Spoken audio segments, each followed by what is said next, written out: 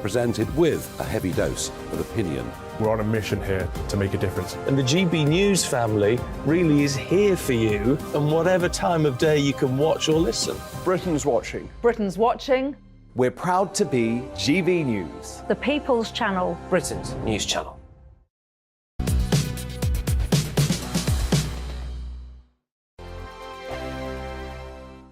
We are GB News, the People's Channel. And right across the United Kingdom. You can find us on Sky Channel 512. Virgin Media Channel 604. Freesat Channel 216. Freeview Channel 236. And YouView Channel 236. You can also take us with you on DAB+ radio. With the GB News app and at the website gbnews.uk. We're absolutely everywhere. Come join us on GB News, the People's Channel, Britain's news channel.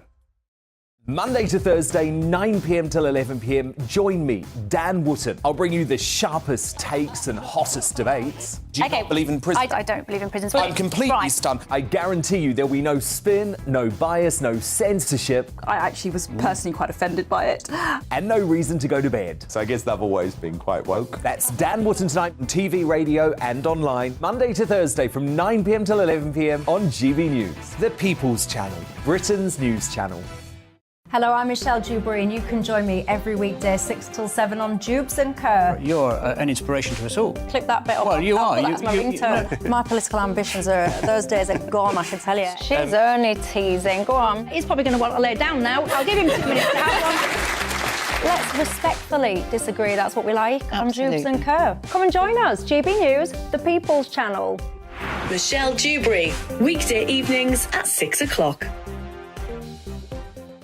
I'm Simon Evans. Join me on GB News for Headliners at 11 p.m. What's the scoop? I'll be joined by two of the country's top comedians. That's right. As we take a look at tomorrow's newspapers tonight. We're going to get into trouble. If it's a big story, we'll be covering it. Spill some tea on him.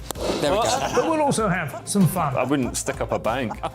My father didn't love me. So anyway, Headliners every night from 11 on GB News, the People's Channel, Britain's news channel. it's all about family, being in people's living rooms, all the interaction and getting to know who our viewers and listeners are. When I was young, my dad used to say, "Nana, stop arguing." I wanted an outlet that would enable me to give my opinion. People are going through a really hard time right now, and I know that you don't feel like you're being listened to by the establishment. I came to GB News because it's the People's Channel, and I want the audience to have their say on the events of the day. We're dynamic. We do something different. Democracy shows that the wisdom of the nation is in its people.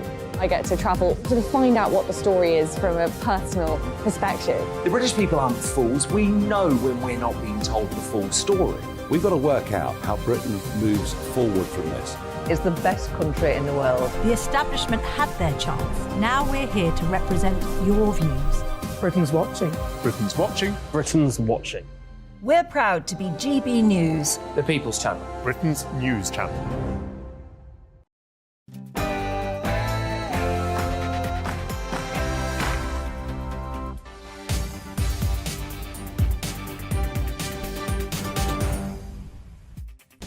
Very good afternoon. You're with GB News and me, Mark Longhurst, this Thursday lunchtime. And coming up for you in this next hour, we'll have the latest with Germany calling. The bulletin from Berlin with King Charles becoming the first British monarch to address the sitting session of the German Parliament, the Bundestag. And the official state visit met with a rapturous reception. Also, the latest from Scotland. First Minister's questions, the first for this man, Humza Yousaf. But has he got the same old problems that he'll be facing with now a divided party? And a day in the life. An extraordinary collection of photos from Paul McCartney's own camera, recording the inside story of Beatlemania. They're about to be unveiled at the National Portrait Gallery. We'll get back to 1964 with a Beatles biographer. It'll be fab. First, though, news headlines coming up with Rhiannon.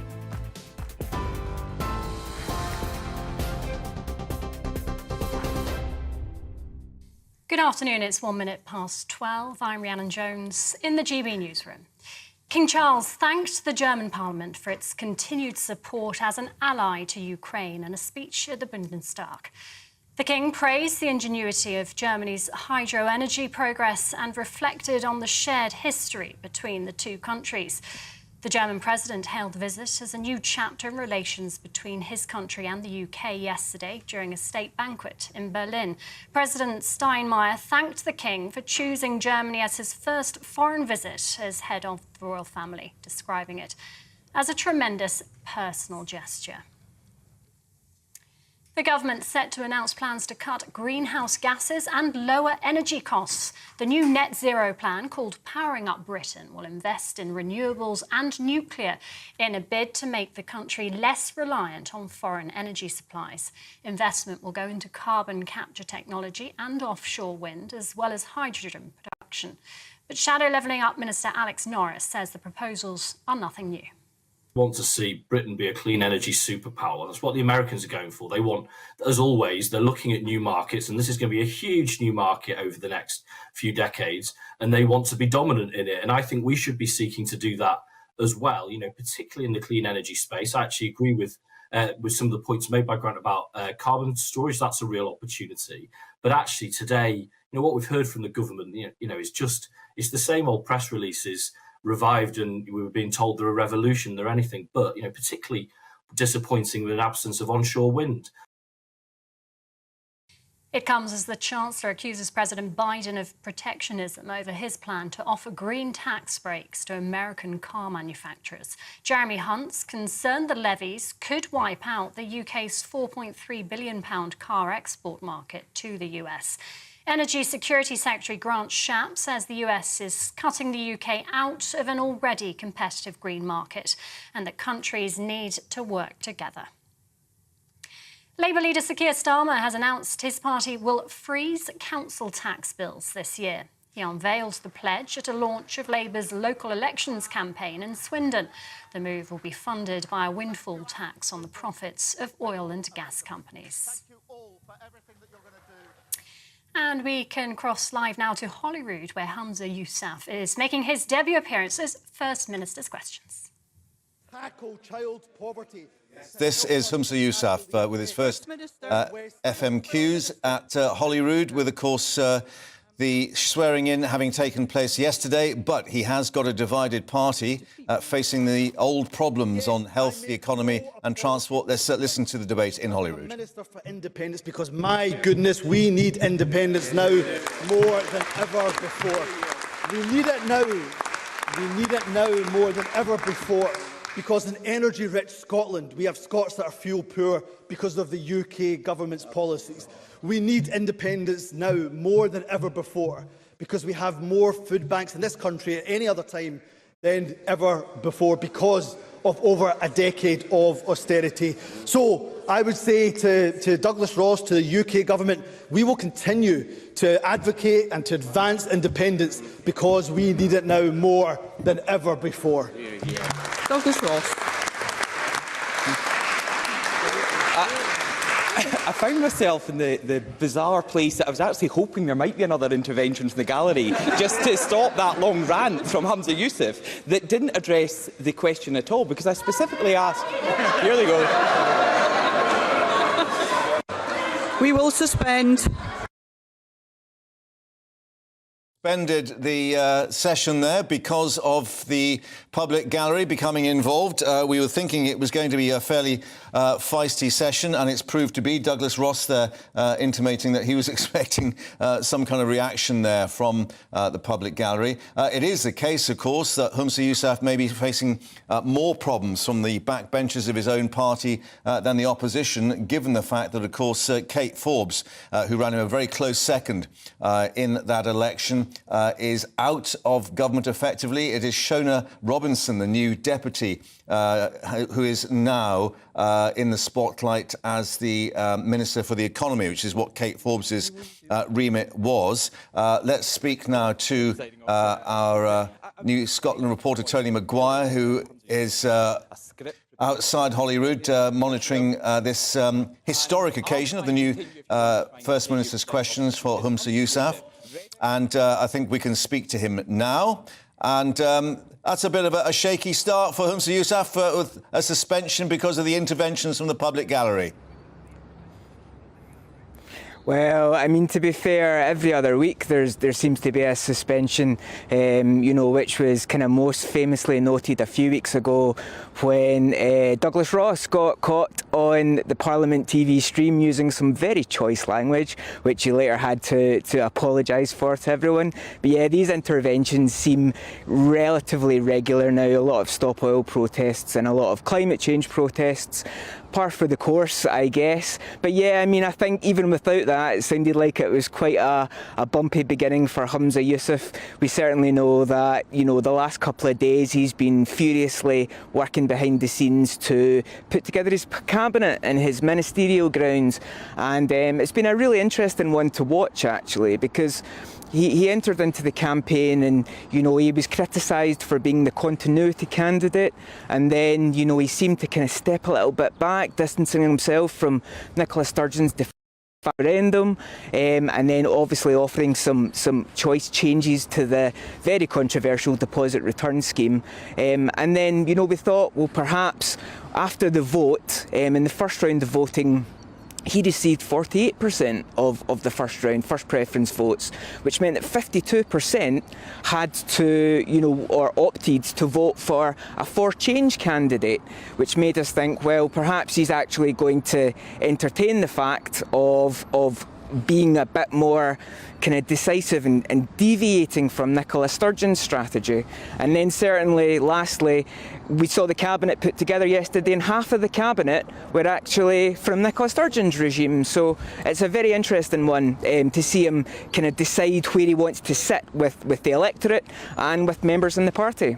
Well, we heard that word independence in his opening remarks there, which, of course, seems to have taken a bit of a backseat given all the other issues that came up in the hustings in terms of the state of the NHS, the economy, transport, ferries and so on. How do you think it's going to play now within the party? Because, as you said, you know, there's this halfway split, if you like, with Kate Forbes having pushed him a very close second, and she is now effectively out of government. Will there be an opposition, effectively, to Humza Yousaf coalescing around her on the backbenches? I think it's quite difficult to say. You know, he commended Kate Forbes yesterday in front of Butte House. Kate Forbes was, you know, very gracious, and she wanted to step back from family. Other reports say that she, you know, basically told Humza Yousaf to stick it. So I think we need to wait and see in that one, Mark. OK, thank you for that. Well, before Humza Yousaf sticks it, as she said, let's hear what he's got to say, because session now back at Holyrood. This is First Minister's Questions once more. Here in Scotland, because of a decade of austerity. I do that because I do not accept that a country as energy rich as ours should be fuel poor because of the UK government. I do that because I do not accept that people must suffer under sky-high energy bills. So yes, I'll continue to make the case for independence because, as I say, people need independence to unleash and unlock the potential of this country. We can do so much more with the powers of an independent nation. Douglas Ross. The First Minister has to realise that independence is not a priority for people across Scotland right now. But getting our economy going certainly is. So let's hear what some of Humza Yousaf's own colleagues have to say about his chances of reviving Scotland's sluggish economy. SNP MSP Ivan McKee said this government needs to reset its relationship with business. An SNP source described one of the minister's acts as one of the few non-idiots that was available. Former SNP Minister Alex Neil said, and this is a quote, "It seems the best economic brains in the government have been sidelined." And another party quote made an equally scathing assessment of the First Minister's reshuffle. These are their words. "Huge challenges are coming in public finances. Is this really the team that can tackle that? There is a concerning lack of numeracy skills within this group." Presiding Officer, if members of Humza Yousaf's own party have no confidence in his ability to manage the economy, how can the country? First Minister. My goodness, how desperate is Douglas Ross? Do you know whose opinion I really care about? You know whose opinion I really care about It's the people of Scotland who have given their verdict time and time again. And they have put their trust in the SNP election after election after election. They've done that because we deliver for the economy. They have done that because we deliver for the priorities of the people of Scotland. We have an incredible cabinet with talent right across finance, right across economy, social justice and well-being. And whether it's on the front benches or whether it's on my back benches, I am proud to have a team full of talent, and I look across the Conservative benches. They wouldn't even make it on my subs bench, presiding officer. And let me say this much. Briefly, please. I see that the First Minister may well have changed, but Douglas Ross goes on the same old broken record of personal attacks and insult after insult. And how good has it done him? How much good has it done him? The latest poll, of course, that has come out shows that Douglas Ross has managed to lead his party, if that is the word, into third place. Wow. A third-rate politician leading a third-rate party, presiding officer. Douglas Ross. I really hope the First Minister gets better than this, and he doesn't just have to take it from me. I know he can't see the faces behind him, but we can. We can see the reaction of his backbenchers to his contribution here. We will suspend. It's another suspension at the Scottish Parliament. It is a pretty rambunctious session, not just in terms of Humza Yousaf and Douglas Ross with their barbs across the floor there, but clearly with the interventions from the public gallery, this is when Holyrood goes into suspension. I should just add that we've got Olivia here with us in the studio very quickly, because you've been following Holyrood pretty carefully in recent weeks. This is a different complexion, should we say, to the days of Nicola Sturgeon. Absolutely. Humza Yousaf is not doing... I mean, it's been a pretty dramatic start to his first few days. We've seen the resignations and sackings of some very experienced members of the old guard on the front benches. There are those who think that Kate Forbes is now essentially being, having resigned from government, she is now in prime position to take over should Humza Yousaf do badly in the next election, which is now quite widely predicted. That said, he did have a point there when he talked about Douglas Ross's poll ratings not particularly good. Douglas Ross had a very difficult relationship with Boris Johnson, and although his relationship with Rishi Sunak is much better now, there are Scottish Tories who feel as though that having that tension between the Westminster Party and the party in Holyrood is quite difficult for them. Yeah, and Douglas Ross pointing up the tensions, as you said, because of what's happened with Kate Forbes, between the First Minister now and the party's backbenchers, the SNP backbenchers, because of the fact that vote was right down the middle in terms of him and Kate Forbes. Absolutely, and you've got this problem of what the fundamental problem which is facing Humza Yousaf is, where does he proceed with independence? It was notable that he barely mentioned it when he did his first speech, and he doesn't have a legal route to go down to secure an independence referendum. That was the problem that Nicola Sturgeon was facing. That was one of the reasons she resigned, and now you've got this intrinsic question, fundamental question at the heart of the SNP. How are they going to proceed with it? More drama from you in a moment about former SNP MP, of course, Margaret Ferrier, who's facing, well, maybe deselection, who knows, in terms of being out of Parliament. That coming up in a moment. We're going to take you back to Berlin, though, because we've got the state visit well underway, of course, and we had King Charles addressing the Bundestag, the Parliament. There is Cameron, our royal reporter, with, I think it was a standing ovation at the end of it, Cameron. Yes, it certainly was, Mark. I think the King's speech certainly went down very well with German politicians. In fact, the King's speech was only meant to go on really for around 15 minutes, but it was a lot longer. The reason being, the German politicians were very politely interrupting with a number of laughs and applause at appropriate places within his speech. It is the first time a British head of state, a British monarch, has addressed the German Bundestag, the German parliament here in Berlin, and a number of key themes really the King touched on. I think the main one perhaps was our shared history and our shared values between the United Kingdom and Germany, and also the sense of our reconciliation following the world wars in the early part of the 20th century, and how we have come together and have improved relationships, and how those relationships going forward are continuing to strengthen, because that is the whole point of a state visit.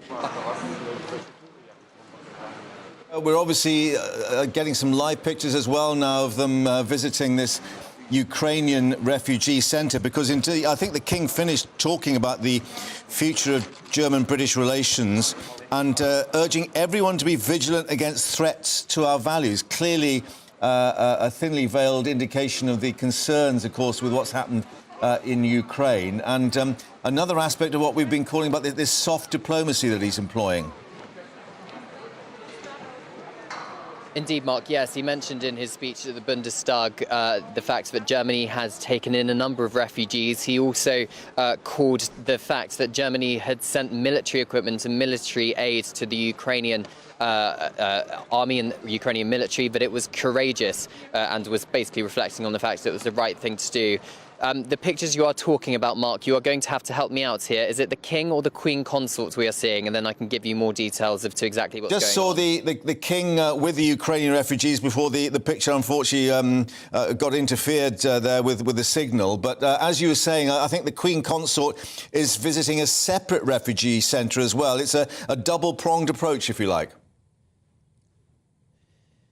It certainly is, yes. The King is visiting what's called the Tegel Refugee Centre, and is basically he's going to be undertaking a guided tour of the premises. It's basically for Ukrainian refugees who have basically just arrived in Germany, and he's going to be shown around and will be introduced to a number of organisations which support Ukrainians who have just, of course, arrived in Berlin. Germany has taken in so far more than 1 million Ukrainian refugees right across the country, and actually in last night's speech at the state's banquet, the King actually praised the generosity of the German people for taking in quite so many. As for the Queen Consort, she is at the Refugio House Community Centre, or she will be going on to at least a little bit later on today, a meeting place for locals and New Berlin residents. The whole idea of this is to essentially try and integrate those Ukrainian refugees into German society, because they do not know when they are going to go home again, because that war in Ukraine continues to rage on. The Queen Consort is going to be looking at the kind of facilities that take place within this centre. Language lessons is one of them, bike repair and women's mobility workshops. There's also going to be a choir, as we understand it, and guitar lessons performing in front of the Queen Consort, and also an assistance project called Giving Something Back to Berlin, perhaps a way for the Ukrainian refugees to show their gratitude to the Germans who have perhaps been hospitable towards them, having given them refuge in this country. And then later on, the King is going to be viewing a joint military exercise involving both British and German troops, involving quite literally building a bridge across a river, involving amphibious vehicles. Of course, Germany and the UK, both NATO allies, and I think perhaps for both the British and German governments, they are going to be hoping that this state visit, is that power of soft diplomacy we have been talking about, is really a show of strength, and also showing just how strong the ties are between Britain and Germany, and how those ties are only strengthening rather than getting weaker in the face of Russian aggression. I mean, it's interesting that in terms of the speech to the Bundestag, and let's reiterate, this is the first from a monarch to a sitting session of the German parliament, hailing the vital leadership, he said, that both countries have shown in defence of freedom and sovereignty. I mean, how has all this gone down with people there on the streets? We saw clearly at the arrival there, the Brandenburg Gate yesterday, how pleased people were there to meet him. What about the message that he's delivering?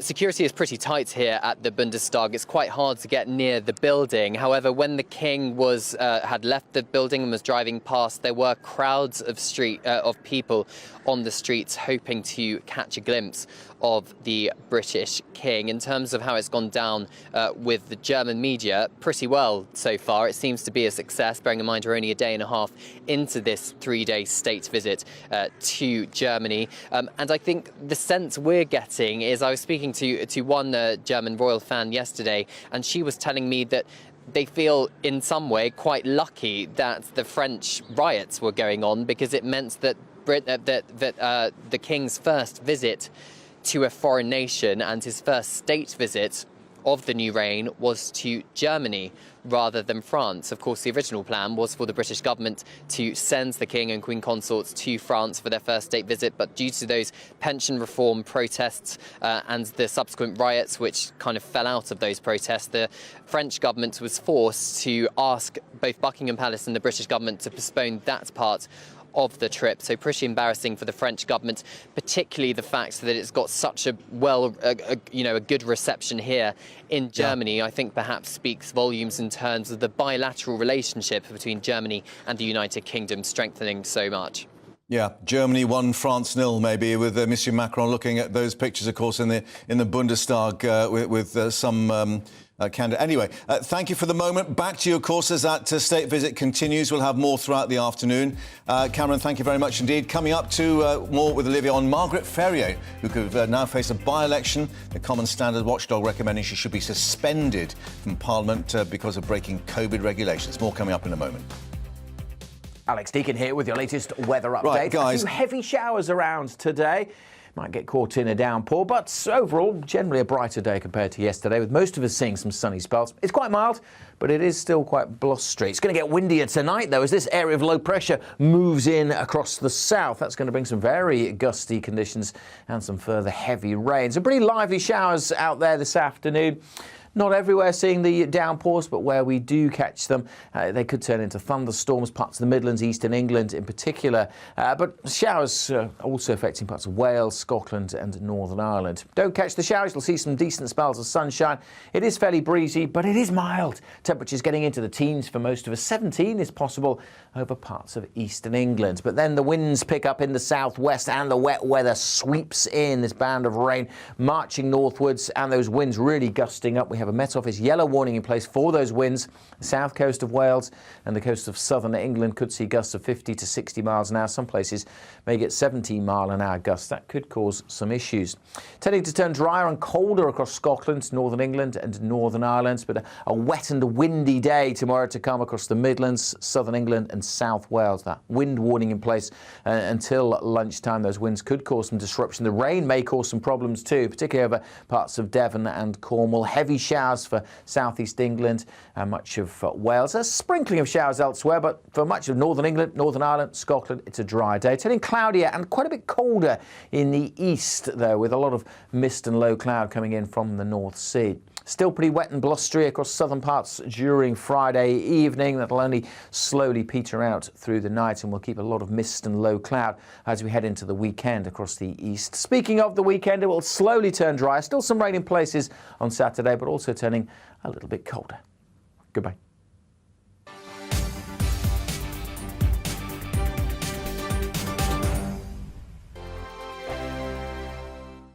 It's all about family, being in people's living rooms, all the interaction and getting to know who our viewers and listeners are. When I was young, my dad used to say, Nana, stop arguing. I wanted an outlet that would enable me to give my opinion. People are going through a really hard time right now, and I know that you don't feel like you're being listened to by the establishment. I came to GB News because it's the People's Channel, and I want the audience to have their say on the events of the day. We're dynamic. We do something different. Democracy shows that the wisdom of the nation is in its people. I get to travel to find out what the story is from a personal perspective. The British people aren't fools. We know when we're not being told the full story. We've got to work out how Britain moves forward from this. It's the best country in the world. The establishment had their chance. Now we're here to represent your views. Britain's watching. Britain's watching. Britain's watching. We're proud to be GB News. The People's Channel. Britain's news channel. Hello, I'm Michelle Dewberry, and you can join me every weekday 6 till 7 on Jubes and Kerr. You're an inspiration to us all. Clip that bit up. Well, you are. That's my ringtone. My political ambitions those days are gone, I can tell you. She's only teasing. Go on. He's probably going to want to lay down now. I'll give him 2 minutes to have one. Let's respectfully disagree. That's what we like on Jubes and Kerr. Come and join us. GB News, the People's Channel. Michelle Dewberry, weekday evenings at 6 o'clock. Start the day with GB News. We catch up on all the big stories you didn't hear the night before. And take a look at what the world's talking about this morning. That's right, Monday to Thursdays from 6 o'clock. It's Breakfast with Eamon and Isabel. Straight after breakfast, join us, Bev Turner and Andrew Pearce. We're going to take you through till noon. We'll be tackling the big topics of the day, including the things that the other channels just won't talk about. If it's happening here. Wake up to mornings on GB News, the People's Channel. Britain's news channel.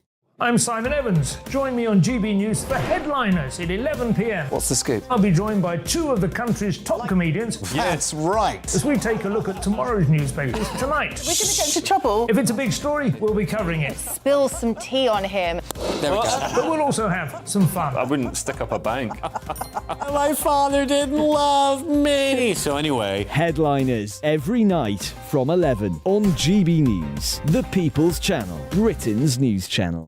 We've got a brand new lineup every Saturday night on GB News. From 6 p.m, I'll give you my unique take on the world today. Then at 7, it's me, Calvin Robinson, with my Common Sense Crusade. New to GB News is the Saturday 5. 5 times the opinion. Join us every Saturday from 8 p.m. as we debate the week's stories. With us 4, plus a special guest. And at 9, of course, it's Mark Dolan Tonight. Brand new Saturday nights on GB News, Britain's news channel.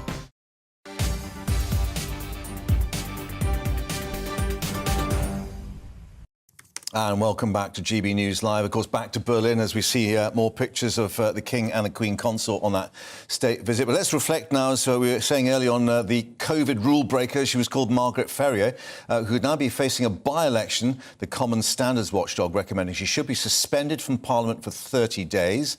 The MP for Rutherglen and Hamilton West found to have damaged the reputation of the Commons and also put people at risk after taking part in a debate, then travelling by train, and here's the key, while suffering from COVID-19. You may well remember the story. Well, Olivia's still in the studio with us. And just to explain the significance of this, Olivia, anything more than a 10-day suspension can actually trigger effectively a petition for a by-election. Yes, so this is a 30-day suspension, which is a record-length suspension as far as we can see, the longest suspension that one of these committees has ever given an MP. The report that they gave on Margaret Ferrier's conduct was pretty blistering, said that she acted selfishly, said that she breached 5 out of the 7 principles of public life, which include honesty and integrity, and, interestingly, that she damaged the reputation and integrity of the House of Commons as a whole. So it's, pretty stark lines there on Margaret Ferrier. And what we can expect from this, if the House of Commons accepts the findings of the committee, which we can presume they will,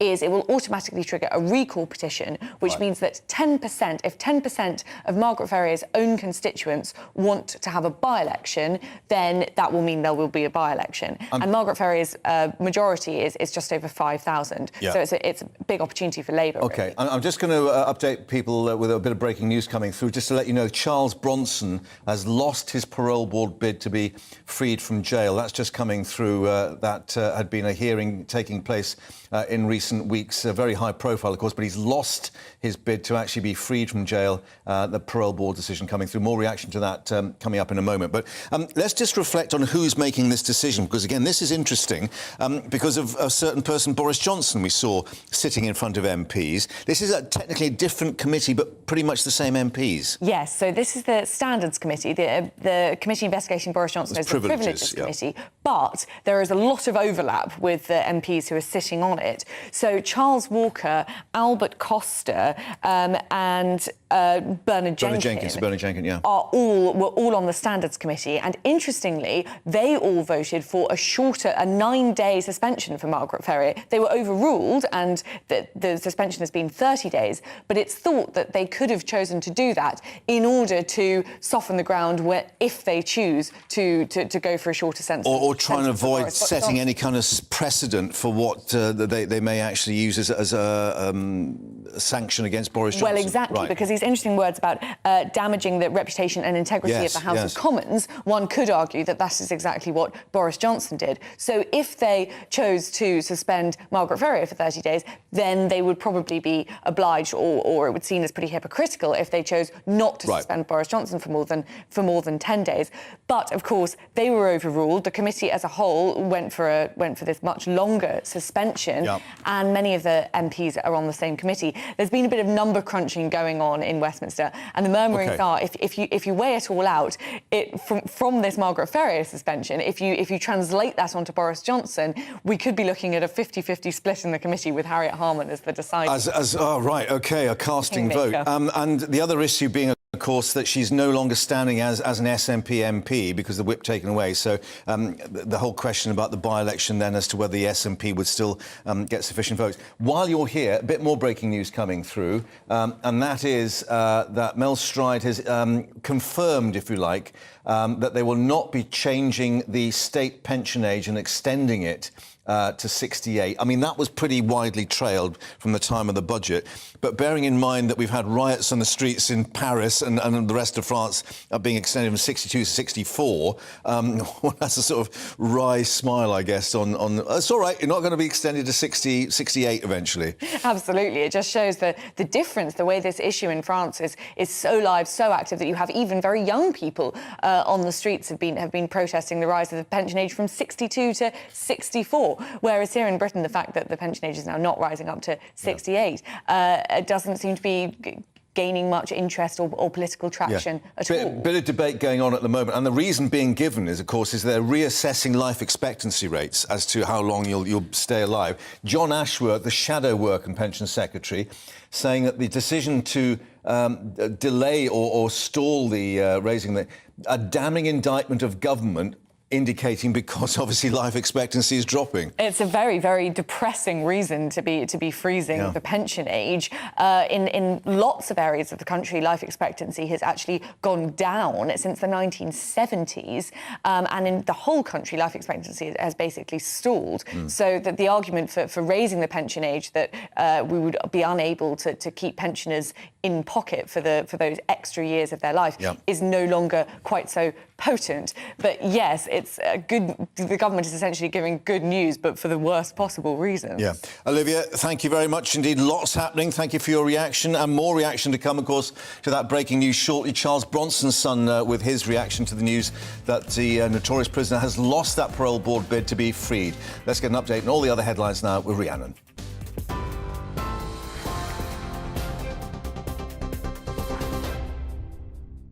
Thank you, Mark. It's 12:34, your top stories from the GB newsroom. As the first British monarch to address the German Parliament, King Charles has thanked the Bundestag for its continued support as an ally to Ukraine. He said he was deeply touched by condolences received from the German people following his mother, the Queen's death, and reflected on the shared history between the two countries. The government is set to announce plans to cut greenhouse gases and lower energy costs. The new net zero plan, called Powering Up Britain, will invest in renewables and nuclear in a bid to make the country less reliant on foreign energy supplies. Investment will go into carbon capture technology and offshore wind, as well as hydrogen production. Shadow Levelling Up Minister Alex Norris says the proposals are nothing new. And it comes as the Chancellor accuses President Biden of protectionism over his plan to offer green tax breaks to American car manufacturers. Jeremy Hunt's concerned the levies could wipe out the UK's £4.3 billion car export market to the US. Energy Security Secretary Grant Shapps says the US is cutting the UK out of the already competitive green market, and that countries need to work together to tackle the problem.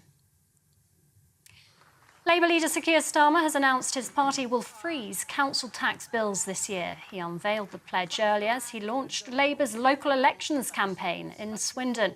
The move will be funded by a windfall tax on the profits of oil and gas companies. The Vatican says Pope Francis is improving after being admitted to hospital for a respiratory infection. It's understood the 86-year-old had complained of breathing difficulties in recent days. It's hoped he'll be discharged in time for Palm Sunday celebrations on April the 2nd. And in the last few minutes, notorious prisoner Charles Bronson has lost a parole board bid to be freed from jail, and we'll bring you more on that story as we get it. TV, online, DAB+ radio and on TuneIn. This is GB News. Now it's back to Mark.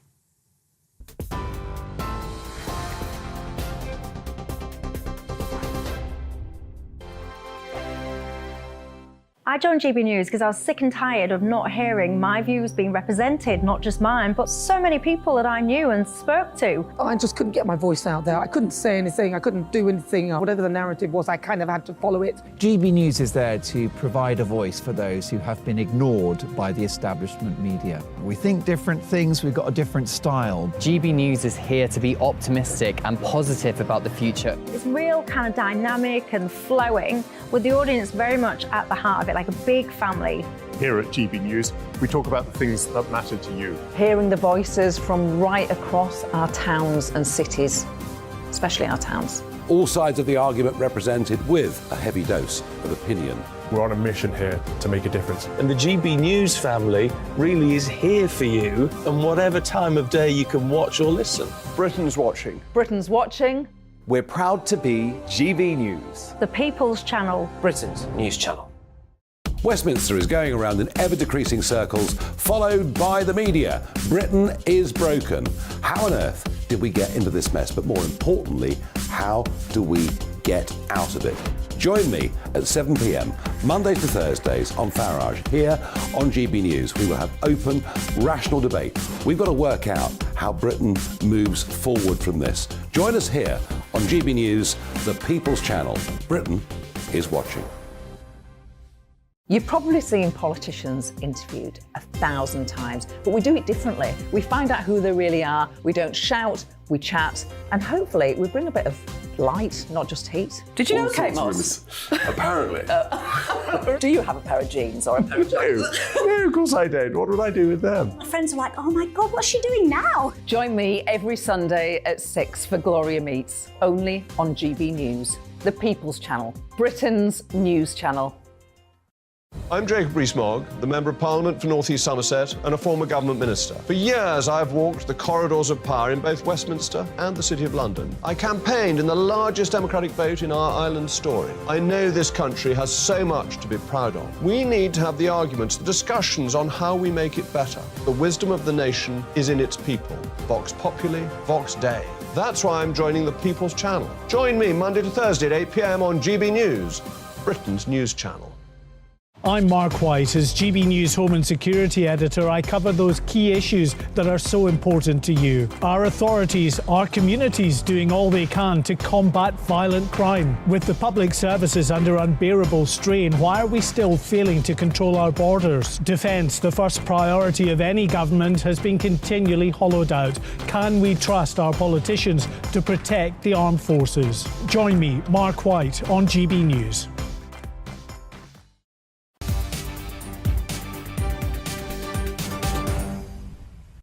And welcome back to GB News Live, and let's update you on that breaking news we brought you from the parole board that the notorious prisoner Charles Bronson has lost his bid to be freed from jail. Let's get more now with our Home and Security Editor Mark White joining us in the studio. And Mark, this was quite a sort of widely followed because it was shared publicly, this parole board hearing. Yes, the details of that absolutely were there for the media and the public to follow, and a fascinating insight really into this man who was first jailed when he was 21, coming up to 22, back in 1974 for an armed robbery and related charges. That was a 7-year sentence, but he offended many times while in prison, a string of incidents that he was involved in, prison disturbances, riots, hostage-taking, rooftop protests. At one point, he took a governor hostage in a 5-hour ordeal. That governor actually was testifying at that parole hearing and was of the belief that he shouldn't be granted parole. And there was also an art teacher who he held hostage for 2 days. We understand because of a dispute or a dislike that he took to that art teacher because his art, and he describes himself as a born-again artist, he perceived that art teacher as criticising his work. Whether that's true or not, only he knows. But that art teacher for 2 days was held hostage. He was beaten up. He was stabbed a number of times. Has never worked again. Has suffered post-traumatic stress. So there's no doubt this is a dangerous individual on the inside, Mark. But what the parole board had to work out is whether in the last 10 years, as he says, he's not been a violent prisoner in that time, would he then, if released back into the community, of course with strict conditions, still be a potential danger? They obviously felt that he would be. Yeah, and as you say, I mean, a lot of the history involved violence, which is where the problems have been. But I mean, he said to the parole hearing, he could taste freedom. I've got a horrible, violent, nasty past, but I've never killed any. I'm now focused. I'm settled. I can actually smell and taste freedom like I've never ever done in my life. But his offender manager telling the board that she thought that he'd have great difficulties actually fitting back into normal life because of the amount of time that he spent behind bars. Yeah, I mean, to say he's a colourful character would be an understatement. During this parole hearing, he frequently was, swearing as he was referencing his dislike of a previous governor who he had taken hostage. He claims now, of course, that he is a peaceful man, that his attentions these days are turned towards art and that is what he would want to do. But of course, he has spent pretty much most of his adult life behind bars, now coming up for 50 years. He will, of course, be institutionalised. There was a couple of brief spells where he was allowed out, he reoffended and was admitted back in. Now, that original 7-year sentence has been extended many, many times because of his behaviour in prison. He has been diagnosed with antisocial personality disorder. There was a psychiatrist who testified on his behalf who actually told the parole board hearing that they believed he should probably stay where he is. And of course, the prison psychiatric expert as well had also said that he shouldn't be released at this stage. Yeah, OK. Well, Mark, thank you for that. But let's now actually speak to Charles Bronson's son, George Bamby, who joins us, giving the first reaction to the media here on GB News. George, thank you very much for joining us. And your personal reaction to what you've heard now from the parole board. Well, to be honest, I think it was completely expected. I don't think there was much chance of the parole board releasing Charlie. It would have been nice for him to get some progression or get something out of it, maybe like, move towards decategorization or something like that. But yeah, it wasn't unexpected from me, from Charlie. I mean, you got all these people online that, they post these things saying, oh, let's get him home, he's not a war hero. We're not, trying to get a war hero home. We're talking about someone that's been in prison for... We seem to have just lost the signal for the moment. George, we'll try and get back to you and reconnect that. George, can you hear us? Yeah, we've got you back. Sorry, we had an interruption on the signal. You were just saying about maybe the change in circumstances, because, of course, one of the issues would be not technically the release, but maybe being moved into open prison conditions, for instance. Yeah, that would have been nice, and I think he does deserve that. The problem is, there's been, so much in the past that's been going on. It's very difficult for a parole board to sit there and say that they can 100% categorically release him without any, prospect of him, committing any violence. And, I know Charlie's worked really hard in prison. He's done everything that he possibly can to prove himself. But ultimately, they've got guidelines to follow, and that's what they've done. Mark White is still with us in the studio, and he's got a statement from the parole board, I think. Let's just get an update from that, Mark. Yeah, good afternoon, George. I mean, this might be of interest to you. Just a little bit of the thinking from the parole board as to why they have reached the conclusion they have that he should stay inside. They've said, after considering the circumstances of his offending, the progress that Mr Salvador, he's now, of course, known as Charles Salvador since 2014, he changed his name, that he has made while in custody, and the evidence presented at the hearings, the panel was not satisfied that Mr Salvador was suitable for release, nor did the panel recommend to the Secretary of State that he should be transferred to an open prison. So they haven't gone clearly as far as George, I think, would like the transfer to an open prison. Now, that doesn't mean, of course, that the prison authorities at Wood Hill, depending on his behaviour, might not sort of... Because that's a decision made by them rather than the parole board. That's an important point, isn't it? That would be, yes, a prison governor's decision in conjunction with the prison service as to what kind of conditions he serves under, you know, whether they can in some way loosen that, because, of course, for almost 23 hours a day, he's locked up in his cell. Well, George, the other thing to ask you, of course, is what he will be making of this himself, bearing in mind he had told the court that he was able better to deal with things nowadays rather than resorting to violence and reaction. I've not spoken to Charlie for a couple of weeks, and so you know, since we did a Channel 4 documentary, we've had a bit of a fallout. So I'm only talking to him through third parties at the moment. I know he'll be devastated, but at the end of the day, you know, parole hearing with, you know, psychologists, legal people, parole board people, I completely and utterly respect the decision that they come to. You know, that's the world that we live in. You know, these people are experts, and they're the ones ultimately that make the decisions. You know, I wanted him to be released. There's going to be something coming out in the next 24 hours or something that's going to shed a whole new light on this whole saga. But, you know... Which is the what, parole George? board, the parole board decision, as far as I'm concerned, is the parole board decision, and that's why we have a legal process, and we've got to respect what they've said. So what were you indicating there when you said that there'll be a different assessment with something coming out in the next 24 hours? There'll be something that will be coming out in the media within the next 24 hours that will shine a whole new, complete outlook on the whole situation with Charles Bronson. In a positive light for him? Sorry? In a positive light for him? I think it will be in a positive light for him, and I think it'll also be in a positive light for myself as well. But like I say, all will be revealed. But like I say, you know, I wish Charlie all the best. You know, I visit him and see him all the time. I had lots of communications with him. As a person, I think he's a wonderful man. He's very funny. He's very nice. He's very pleasant. But you've also got to remember that he's locked up for 49 years. And, you know, he's not been locked up for 49 years without reason. Yeah.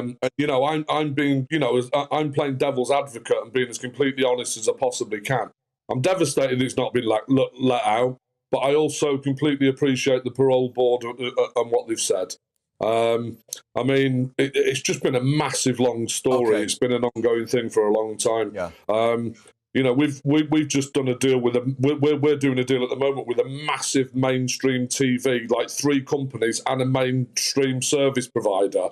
And we've just written a 6-part drama that's going to be coming out telling the whole story about everything, which will enlighten people. OK, well, given that, we do appreciate you speaking to us first here at GB News to bring us your reaction. And, of course, we learn a little bit more from what we hear from the parole board. Thank you very much indeed. Now, let's put you in the picture, literally, with a handful of unseen photographs taken by a certain Sir Paul McCartney during the early days of Beatlemania, being released ahead of a display at the National Portrait Gallery, no less. An archive featuring more than 250 images taken on his Pentax between November 1963 and February 1964. That is the camera there, seen in that mirror, capturing the emergence of Beatlemania. Fascinating period, of course, of Britain's social history, all through his personal lens. The exhibition entitled Paul McCartney Photographs 1963 to 64, Eyes of the Storm, running until October, and marking the reopening, rather, of the National Portrait Gallery after 3 years of refurbishment. Let's speak now to Howard Soons, a McCartney biographer, author of Fab, An Intimate Life of Paul McCartney. And indeed, the photos do look fab, Howard.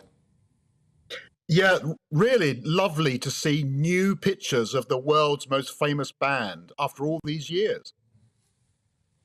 And in terms of marking this period of history, we've been used to his brother Mike McCartney having recorded that, I think, on a Rolleiflex that Paul brought back from Hamburg. But this is from the inside looking out now through McCartney's viewfinder.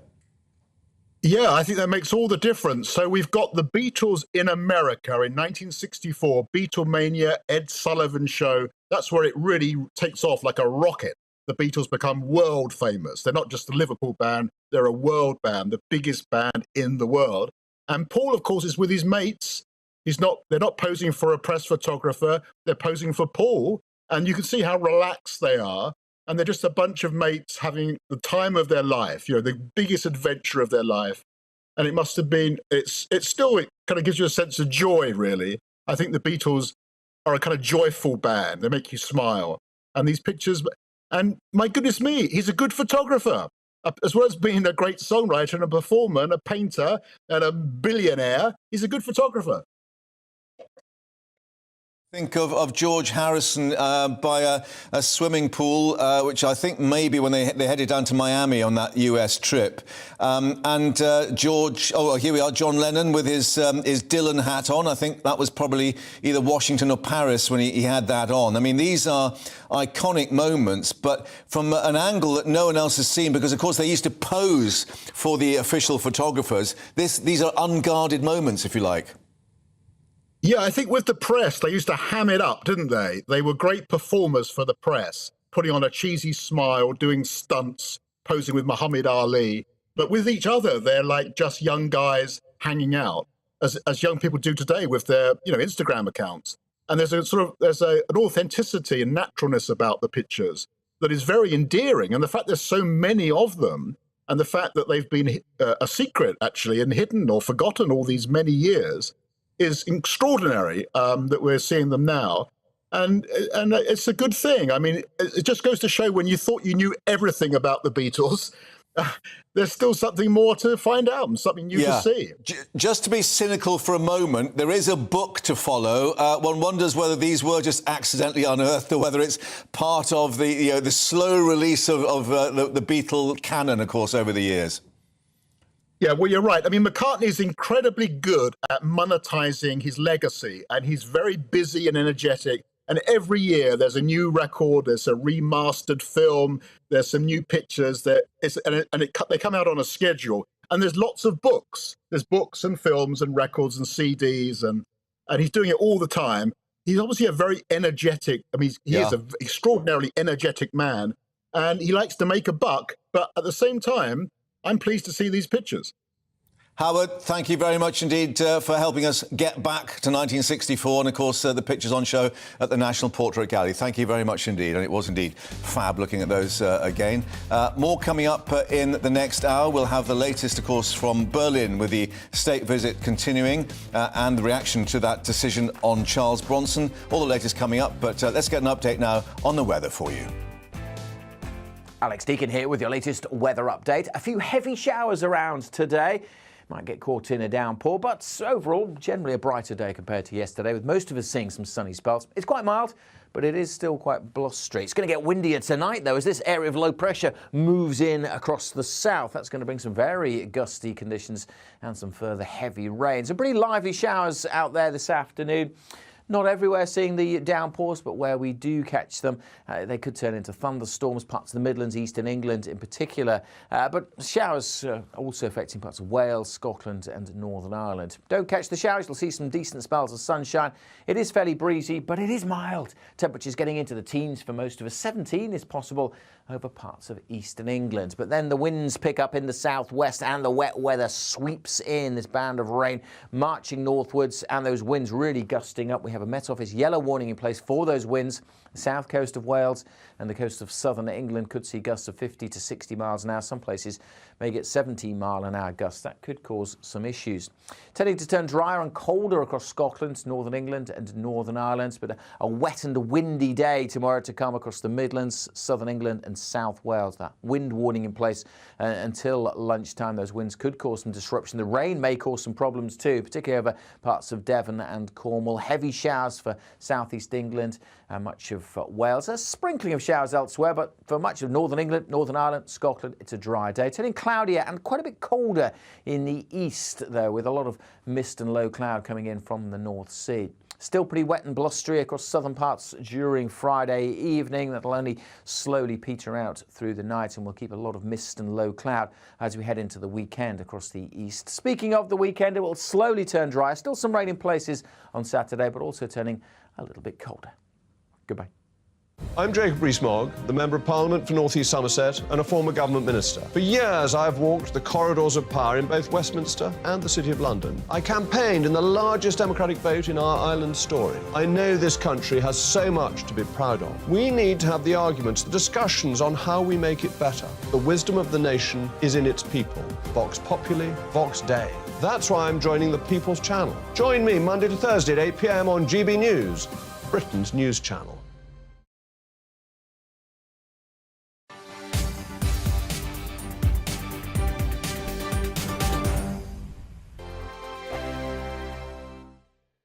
Monday to Thursday nights on GB News. At 6, it's Dubes & Co. 7 o'clock, Farage. At 8, join Jacob Rees-Mogg. And at 9, Dan Wootton Tonight, followed by Headliners. On TV, radio and online. This is GB News.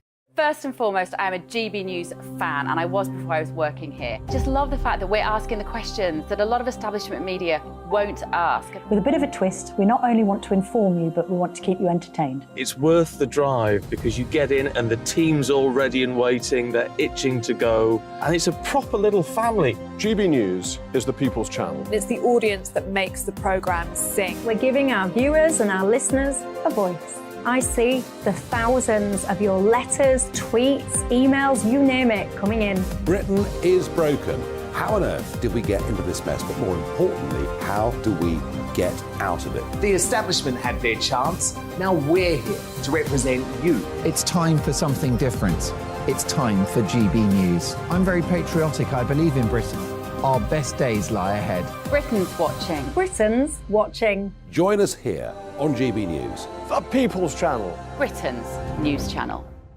Join me, Patrick Christie's, Monday to Friday, 3 till 6. We tackle the day's news agenda like you've never seen before. It's high tempo, high octane, the most controversial topics and the best guests. You will not be able to take your eyes and ears off it. I'm not afraid to ask the questions that you really want answered. 3 till 6 p.m, Monday to Friday on GB News, the People's Channel, Britain's news channel. GB News has its own late-night paper preview show, Headliners, where comedians take you through the next day's top news stories. You don't have to bother reading the newspaper, we've got it covered for you. Headliners, every night at 11 p.m, and repeated every morning at 5 a.m. We won't send you to sleep like some of the other paper review shows out there. GB News, the People's Channel, Britain's news channel.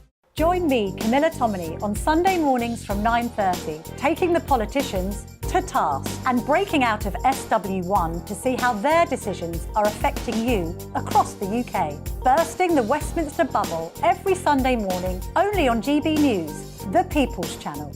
Britain's watching. I'm Michael Portillo. Join me on GB News on a Sunday morning for topical discussion, debate, arts and culture, and sometimes even ethical dilemmas. I don't always agree with you, Michael. Michael Portillo, Sundays on GB News, the People's Channel, Britain's news channel. I'm Andrew Doyle. Join me at 7 o'clock every Sunday night for Free Speech Nation, the show where I tackle the week's biggest stories in politics and current affairs with the help of my 2 comedian panellists and a variety of special guests. Free Speech Nation, Sunday nights from 7 on GB News, the People's Channel, Britain's news channel.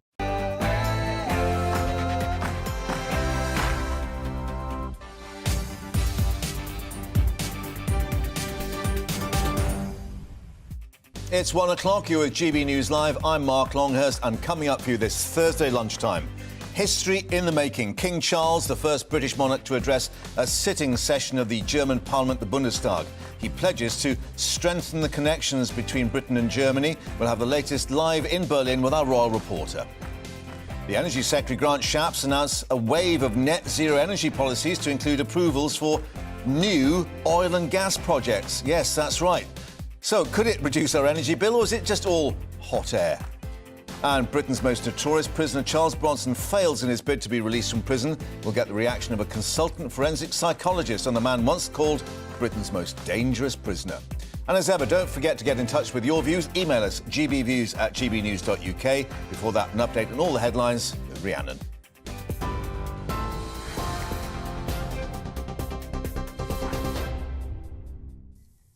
Mark, thank you. Good afternoon. It's 1 minute past 1. Your top stories from the GB newsroom.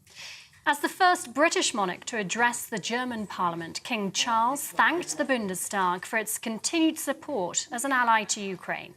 He said he was deeply touched by the condolences received from the German people following his mother, the Queen's death, and reflected on the shared history between the two countries. The King also praised the ingenuity of Germany's hydroenergy progress. From the Bundestag, King Charles made his way to an arrival centre housing Ukrainian refugees at Berlin's former Tegel airport. The government set to announce plans to cut greenhouse gases and lower energy costs. The new net zero plan, called Powering Up Britain, will invest in renewables and nuclear in a bid to make the country less reliant on foreign energy supplies. Investment will go into carbon capture technology and offshore wind, as well as hydrogen production. The Prime Minister says the plan will provide long-term security.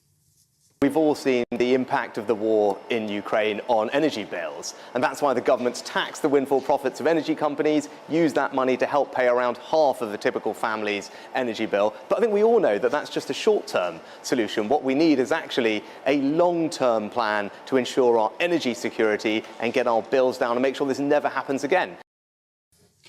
Labour leader, meanwhile, Sir Keir Starmer has announced his party will freeze council tax bills this year. He unveiled the pledge at a launch of Labour's local elections campaign in Swindon. The move will be funded by a windfall tax on the profits of oil and gas companies. Labour would freeze council tax next year using that windfall tax that hasn't been collected. Yes, you heard it right. Not a penny more on your council tax, not a penny more than the bill you paid last year. And that is a tax cut for the 99% of working people, compared with the tax cut for the richest 1% that we get under the Tories. The Standards Committee has recommended Margaret Ferrier be suspended from the Commons for 30 days for breaching COVID rules. The Rutherglen and Hamilton West MP could face a by-election as a result of the suspension. Ms Ferrier took part in a Commons debate in September 2020 whilst awaiting the results of a COVID test. She then travelled back to Scotland by train after receiving a positive result instead of isolating. 3 people have been arrested on suspicion of conspiracy to murder after 2 men were shot dead in Cambridgeshire last night. Police say the incidents in Sutton and Bluntisham were linked and targeted. A shotgun and a car believed to have been used in the attacks have been recovered. Notorious prisoner Charles Bronson has lost a parole board bid to be freed from jail. Bronson, who changed his surname to Salvador in 2014, is one of the longest-serving prisoners in the UK's history. The parole board said the panel wasn't satisfied that Mr Salvador was suitable for release. Charles Bronson was jailed when he was 22 years old and has spent most of his 48 years in custody in isolation. Bronson's son, George Bamby, told GB News they've accepted the decision. I completely and utterly respect the decision that they come to. You know, that's the world that we live in. You know, these people are experts and they're the ones ultimately that make the decisions. You know, I wanted him to be released. There'll be something that will be coming out in the media within the next 24 hours that will shine a whole new complete outlook on the whole situation with Charles Bronson. I think it will be in a positive light for him, and I think it'll also be in a positive light for myself as well. Nurses treating Pope Francis say they're confident he'll be out of hospital by Palm Sunday celebrations on April the 2nd. The 86-year-old was admitted with a respiratory infection on Wednesday after he complained of breathing difficulties. He was taken to Rome's Gemelli Hospital for tests, and it's been confirmed he doesn't have COVID. And ever wondered what one of the biggest creatures ever to walk the earth might have looked like? Well, very soon you'll be able to see for yourself. The replica skeleton of the Patagotitan Majorum is about to go on display at the Natural History Museum in London. The giant belongs to the group known as the Titanosaurs and was discovered nearly 10 years ago in South America. It's the most complete, gigantic dinosaur ever discovered. And to give you an idea of just how big it was, it weighed in at a whopping 57 tons. That's about 8 times heavier than a T-Rex. And it'll be open to the public at the end of the month. And I know my 2 sons will be keen to go and see that. This is GB News. We'll bring you more as it happens now, though. It's back to Mark.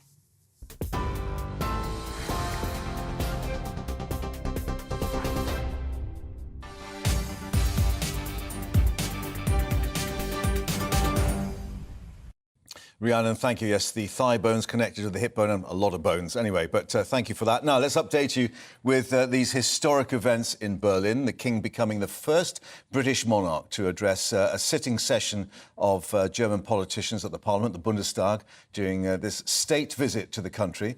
It's a packed schedule, the King meeting German Chancellor Olaf Scholz this morning, before then being introduced to a group of Ukrainian refugees and visiting a refugee centre. Let's get more with our royal reporter, Cameron Walker, who's in Berlin for this event. And this soft diplomacy that we've been hearing about, very much on display, Cameron, with references to violence breaking out in Europe once more, of course, direct reference to Ukraine, and the importance of Britain and Germany's stand that they've taken in this.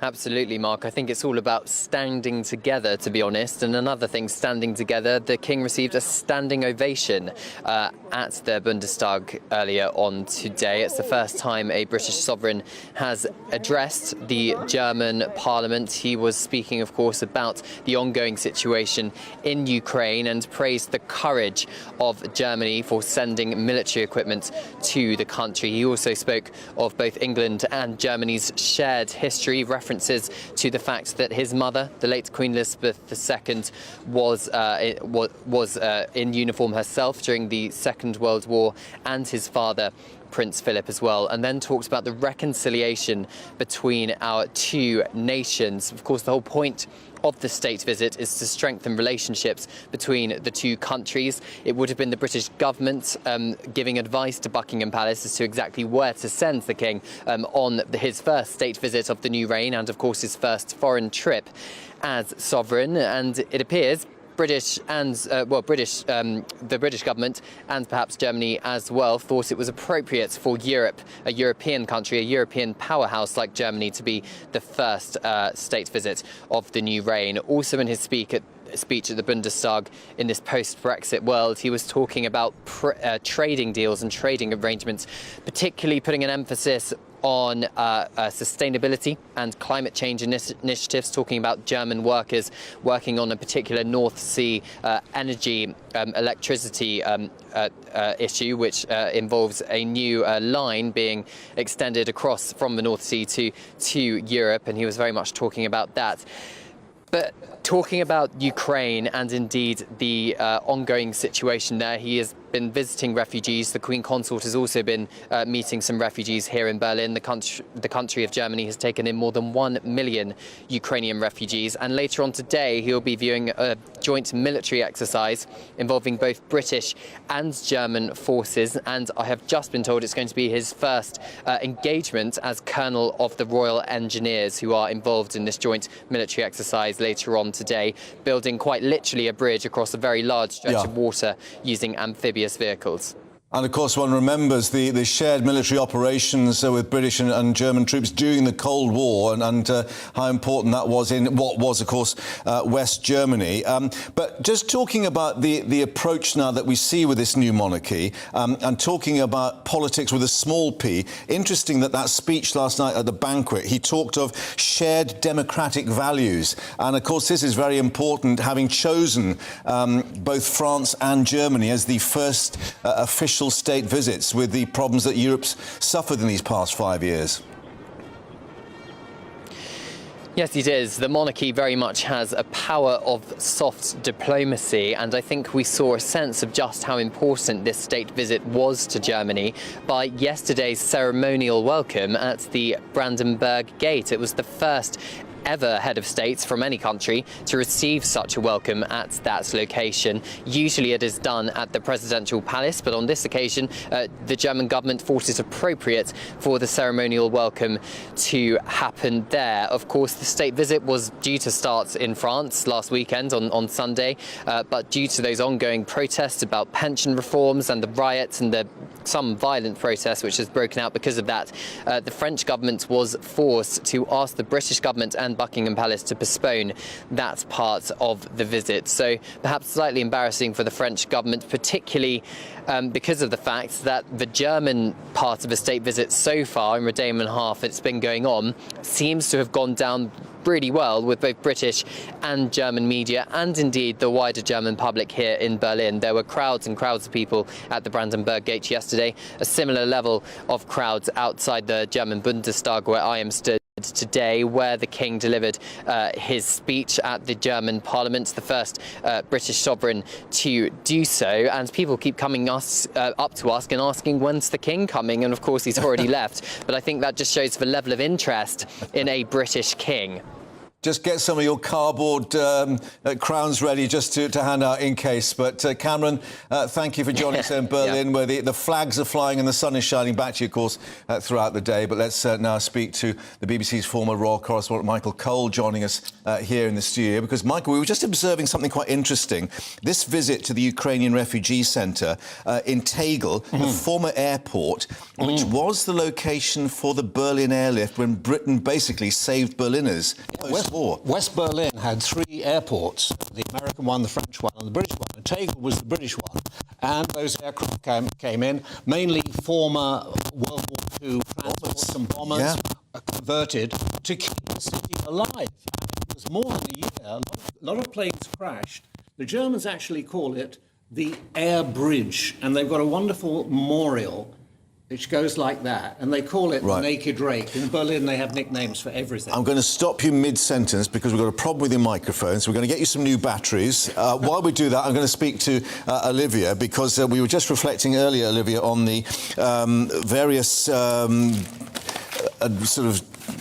guess, sanctions that have been announced against Margaret Ferrier, who's this MP who travelled by train from Parliament up to Scotland while actually suffering from COVID-19, bringing Parliament into disrepute. And we reflect, of course, she was actually given a community service order as well. Well, absolutely, and it was a really shocking story at the time. She tested positive for COVID. This was in the absolute depths of lockdown. Then did a speech in Parliament in Westminster, then travelled back on public transport to her constituency in Scotland to go home when it was absolutely against the law. And she was punished at the time with community service. She lost the SNP whip, but of course she was still sitting as an MP. Now, that was 2.5 years ago. The Standards Committee, the committee of MPs that decides on misjudgment of MPs in public life, have finally come back with their report, and it's makes for very, very stark reading for Margaret Ferrier. Yeah, and there is a significance to this in that this is not the Privileges Committee that Boris Johnson appeared before, it is the Standards Committee. However, some of the same individuals and the same sanction in terms of this 10-day suspension, which can then lead basically to a by-election in that constituency. Yes, so the Privileges and Standards Committee are separate, but there is a lot of crossover in terms of the MPs who sit on them. And in the case of Margaret Ferrier, the Standards Committee have given her a 30-day suspension, which is a record-like suspension, and obviously far over the 10 days. That's the trigger, is the 10 days is needed. A 10-day suspension from Parliament is needed to trigger an automatic recall petition, which means that it goes out to the constituency constituency, and if 10% of the constituency, in Margaret Ferrier's case, Scottish constituency, decide that they would like a by-election will happen. And in the case of Margaret Ferrier, it seems quite likely that she would lose that by-election. Her majority is only just over 5,000, and of course we know that the SNP has been in a lot of trouble recently. With a new First Minister and a new session, of course, beginning now, yeah. But just explain to us, in terms of the numbers of days and the suspension, what's happening in terms of the committee? Because you were saying that the whole issue, of course, is the precedent it could set then for Boris Johnson. Yes, so what's happened is that the committee voted for a 30-day suspension, but the vote was split, and 3 Conservative MPs and an SNP MP voted for a shorter suspension, for a 9-day suspension, which, of course, wouldn't short of the 10-day trigger. Exactly. Right. So the theory is that those Conservative MPs might have chosen to give a shorter suspension to SNP MP Margaret Ferrier because they don't want to set a precedent for long suspensions, which would result in a by-election, because they want to sort of soften the ground for Boris Johnson, as it were. OK. Got it. We'll talk shortly about something else, which is either hot air or a very important environmental initiative. But let's get back to Michael, because we put new batteries in you. So you can keep going like that bunny on the Duracell advert. Can you hear me in the back, Mother? Anyway, Tegel Airport, which is where he's been meeting these Ukrainian refugees. It is significant because we were saying this is where the Berlin airlift happened, which kept Berliners alive post-war. Absolutely, and they acknowledged that. There was huge pressure by the Soviet Union, as it then was, to starve them into submission, but the Allied effort made sure that the former capital, because at the time Bonn was the capital of West Germany, survived. You know something, Mark? This is turning into a notable success as a state visit. There's symbolism everywhere, and I would say it's the most significant state visit to Germany since the Queen's in 1965. Now, that was 13 years after she came to the throne. It wasn't the first state visit. And that was terribly important because the Queen went down to see the Berlin Wall, which was only 4 years old in 1965, and the Berliners cheered her to the echo. And, of course, that was where also Kennedy spoke. He spoke at the City Hall, and where Reagan said, tear down your wall. This is all very, very, very big stuff. From the moment those 2 Luftwaffe Eurofighters came on the wings of the RAF Voyager coming in, you knew this was going to be something special, and it is.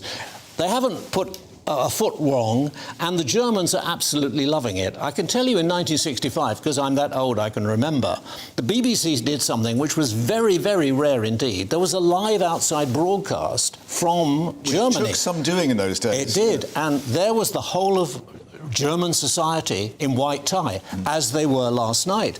And you saw the King and the Queen consort with President Frank Steinmeier and his wife Elke. Interesting about those two, in 2010, she was having renal failure problems, and he gave her a kidney. Oh, really? Really? Yeah. Yeah. So they are joined, not just at the hip. Yeah. They're joined. They're joined into the King meeting Olaf Scholz, the Chancellor, today in terms of the politics. I mean, what do you make of the politics with a small p? Looking at what he said in terms of the shared history, of course, but also now and solemn remembrance, indeed, of what happened in Nazi Germany. Yeah. But looking ahead now to the Ukrainian refugees and what the 2 countries have been doing, and this shared issue of democracy. I mean, it is, perhaps something we wouldn't have heard from Queen Elizabeth II, am I fair to say? No, I think, well, she went there to begin the reconciliation process, which she did, and she paid 4 state visits during her reign. This is something more, the democracy, and Germany has a brilliant democracy with its devolved governments through the various lands that they have which there. has caused it political difficulties at the moment with the SDP and the Greens and so on and so forth. Of course it did, but that is taken for granted, and now we move on to another plane. But there's no doubting that the Germans are absolutely loving this, because there's no denying the British royalty is deeply rooted. Well, it's deeply rooted in German royalty and German aristocracy. The name of the family was Saxe-Coburg-Gotha until 1917, the year of the Third Battle of Ypres.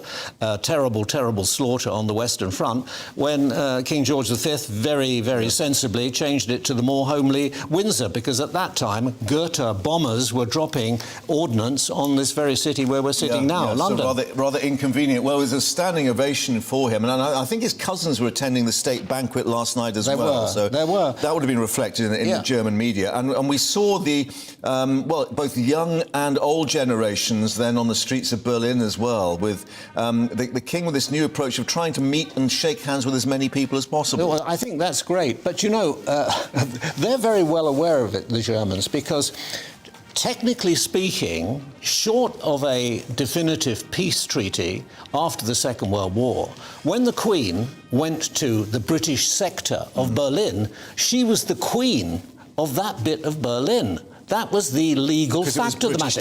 It was British territory. It was British territory. I mean, the British soldiers could park on the pavement if they wanted to. They wouldn't get a ticket. The police in Berlin had no power over them. So the Queen, when she went down to the wall and viewed it with some disdain, she was effectively the sovereign of that bit of Berlin. And the Berliners in particular, they take no nonsense from anybody. They're a bit like the Londoners, you know, they stand on their pride.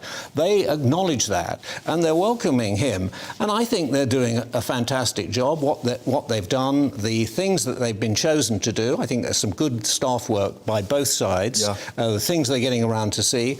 And it's soft power, but it's out there. And a relief after the postponement of Paris and the problems in France? Well, I think it had to be, didn't it? I mean, it had to be. The Queen Consort and the King would have gone to France. They took that. There was a French decision, and maybe it was the right decision at that particular time. They would have gone, had Macron said, it's safe for you to come, there was no doubt that they would have gone. But I think it was sensible. He went down to Highgrove and he spent a few days, and they've started afresh. And I think it's important. I mean, obviously, the Queen, in her early years, she went away for 6 months at a time on Commonwealth tours. Commonwealth might have expected the first state visit to be to one of the countries. That maybe didn't go down too well, but I think it was important, and one can't say that this hasn't been a huge success. Michael, thank you very much indeed for that. Close your ears for the next bit, because we're going to tell you, coming up in this next section, we're going to the High Court and speak to our reporter about Prince Harry's privacy case. Find out what's going on with that, but we'll take a break. Back shortly. Start the day with GB News. We catch up on all the big stories you didn't hear the night before. And take a look at what the world's talking about this morning. That's right, Monday to Thursdays from 6 o'clock. It's Breakfast with Eamon and Isabel. Straight after breakfast, join us, Bev Turner and Andrew Pearce. We're going to take you through till noon.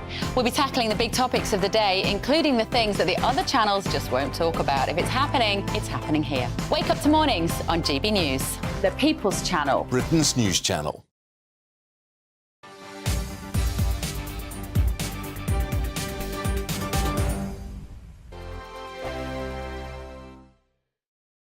You've probably seen politicians interviewed 1,000 times, but we do it differently. We find out who they really are, we don't shout, we chat, and hopefully we bring a bit of light, not just heat. Did you know Kate Moss? Apparently. Do you have a pair of jeans or a pair of jeans? No, of course I don't. What would I do with them? My friends are like, oh my God, what's she doing now? Join me every Sunday at 6 for Gloria Meets, only on GB News, the People's Channel, Britain's news channel. I'm Jacob Rees-Mogg, the Member of Parliament for North East Somerset and a former government minister. For years, I've walked the corridors of power in both Westminster and the City of London. I campaigned in the largest democratic vote in our island's story. I know this country has so much to be proud of. We need to have the arguments, the discussions on how we make it better. The wisdom of the nation is in its people. Vox Populi, Vox Dei. That's why I'm joining the People's Channel. Join me Monday to Thursday at 8 p.m. on GB News, Britain's news channel. Here on GB News Live, we'll be keeping you in the picture, finding out what's happening across the country and finding out why it matters to you. We'll have the facts fast with our team of reporters and specialist correspondents. Wherever it's happening, we'll be there from 12 noon on TV, radio and online. GB News, the People's Channel, Britain's news channel. I'm Andrew Doyle. Join me at 7 o'clock every Sunday night for Free Speech Nation, the show where I tackle the week's biggest stories in politics and current affairs with the help of my 2 comedian panellists and a variety of special guests. Free Speech Nation, Sunday nights from 7 on GB News, the People's Channel, Britain's news channel. I'm Michael Portillo. Join me on GB News on a Sunday morning for topical discussion, debate, arts and culture, and sometimes even ethical dilemmas. I don't always agree with you, Michael. Michael Portillo, Sundays on GB News, the People's Channel, Britain's news channel.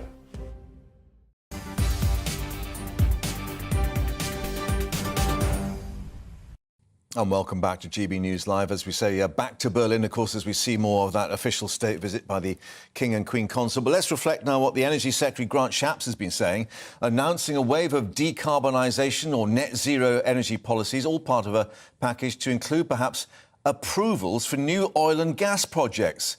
Yes, that's got everyone scratching their heads, including the decision on a controversial Rosebank oil field off the Shetland Islands.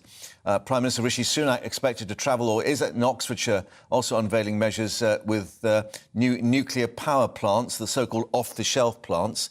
Joining us in the studio once more is Olivia, our political reporter, to actually give some reaction to this, because the homework's been marked already by Friends of the Earth, lacklustre, saying, and Professor Nick Eyre from Oxford University, the government has missed an open goal here. Yes, so Grant Shapps is unveiling this new range of measures because the measures that the government announced last year were found by the Supreme Court not to be lawful, because they weren't. They were so vague that they didn't stick to the law that the UK has made itself to be net zero by 2035. So, yes, there was a lot of pressure on Grant Shapps today, and the Green activists are not happy with what they see as just a handful of basically rehashed policies. So we've got the new wind turbines. There will be new wind turbines. They're essentially liberalising planning laws but not on shore. But not on shore wind. Yeah. So Jeremy Hunt has written this piece in The Times lambasting Joe Biden for his strategy, his Inflation Reduction Act, it's called, which is essentially subsidising green energy companies through taxpayer money. $300 billion odd. Exactly. Yeah, a lot of money. Yeah. And Jeremy Hunt says, well, what we're doing is a more British approach to having a kind of free market approach, which involves liberalising planning rules. But as you say, it doesn't include onshore wind, and that is proving a bit of a problem. Yeah, I mean, the other thing is people may have taken fright. I think the Telegraph had this story about, that's it, bye-bye gas, and you're going to be penalised for having gas. And Grant Shapps say, oh, no, we're not going to sort of rip out the boilers. However, we are now starting to learn that there will be this penalty, if you like, in terms of gas provision rather than electricity, and people will be pushed towards electric. Yes, so essentially at the moment there are levies on electricity but not on gas. Yeah. And that's going to be turned on its head. So it will be more expensive to heat your home with gas and cheaper to heat your home with electricity. Of course, the problem is that the idea behind that is that there's a big incentive for people to get heat pumps. But as we know, there are lots of problems with heat pumps. In that they don't work, some say. In that they don't, they're very, very difficult to retrofit into older houses. So all very well if you've got a house built in the last 20 years or so, but Victorian houses just aren't really conducive to using heat pumps. They're also very noisy. People don't understand how to work them. They're very, very expensive, and it's hard to know when you're going to recoup that money. Here's an interesting fact. When Jeremy Hunt's having a go at Joe Biden about providing bungs, if you like, and the government's giving a £5,000 grant for heat pumps, bearing in mind, I think only 4,200 were installed last year. Well, absolutely. And what Grant Shapps has sort of done here with this range of measures is he's tried to sort of play it down the middle, and he is taking into account the concerns of people who are worried that this race towards net zero is just so fast that we're going to get into a problem where we just simply don't have enough energy, or that the race towards electric vehicles, for example, isn't possible without the technology in place for charging them. So he sort of watered down the package a bit. But it's ended up not really making anyone happy, because, as you say, Friends of the Earth feel as though they've been sort of let down, and that this is a very weak package of measures. But those on the right of the party, or those, for example, that the Daily Telegraph today is pretty scathing of this new pack of measures, because they think that it goes too far, and that subsidising heat pumps when they don't seem to be working that well, or giving subsidies to green energy companies which don't seem to be achieving that much, is a bad use of funds in a cost of living crisis. Yeah, and all in 1,000 pages, and one wonders how many trees were cut down to actually get that report out. Olivia, for the moment, thank you very much indeed. Well, we're talking to Michael Cole about the fact that Prince Harry was his case continuing, but the Duke of Sussex, again, not in court today for the final day of that preliminary hearing in the privacy claims against the publisher of the Daily Mail, Associated Newspapers. Now, the judge yesterday warned Prince Harry and others that they may have to, quote, adjust their expectations after a private detective flatly rebutted claims that he had confessed to hacking for Associated Newspapers. Well, Prince Harry attended the hearing, or the first 2 days hearing at the Royal Courts of Justice, Monday and Tuesday. Other high-profile people bringing claims, including Sir Elton John, his husband David Furnish, Sadie Frost as well. So let's get more now from outside the High Court with Ellie Costello. And Ellie, what do we draw from the fact that the Prince has not attended now for 2 days? Has the hearing moved on in that sense?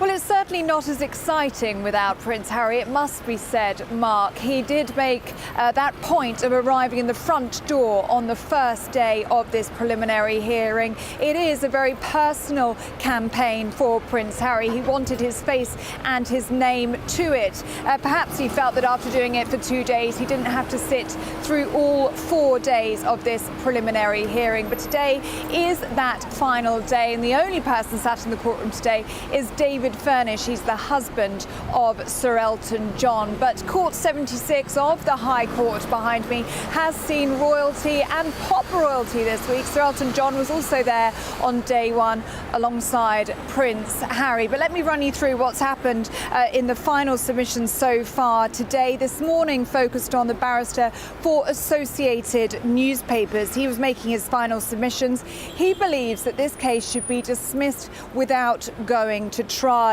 He brings up the fact that many of the articles in this case are 30 years old. He uses the word stale, and he says if the claimants wanted to bring a claim, it should have been done a long time ago. They reject all allegations entirely. So now it is the turn of the barrister for the claimants to respond to those arguments. We've just started to hear that before this lunchtime break, and he is alleging that all of the claimants have been victims of abhorrent criminal activity and gross breaches of privacy. And these acts that we are talking about go from 1993 to 2011. And it includes the hiring of private investigators, the tapping of cars and homes, the recording of private phone conversations, and accessing bank accounts through illicit means, and medical records as well, including paying police officers for inside information as well. So that is what we're hearing from the barrister for the claimants. After we've heard those final arguments from him, it will then go to the judge, who will have to preside on the last 4 days of this hearing and make a decision whether it should proceed to a full trial or whether it should be thrown out. But we won't expect that decision to happen today. It could take several weeks. And that's just the beginning, perhaps. Ellie, for the moment, thank you very much indeed for updating us there at the courts. We'll see what the judge decides a little later, of course. You're watching GB News Live. Coming up, we're talking to a forensic psychologist about the decision by the parole board for Charles Bronson to stay behind bars. Getting more on that, but first an update on all the other headlines with Rhiannon.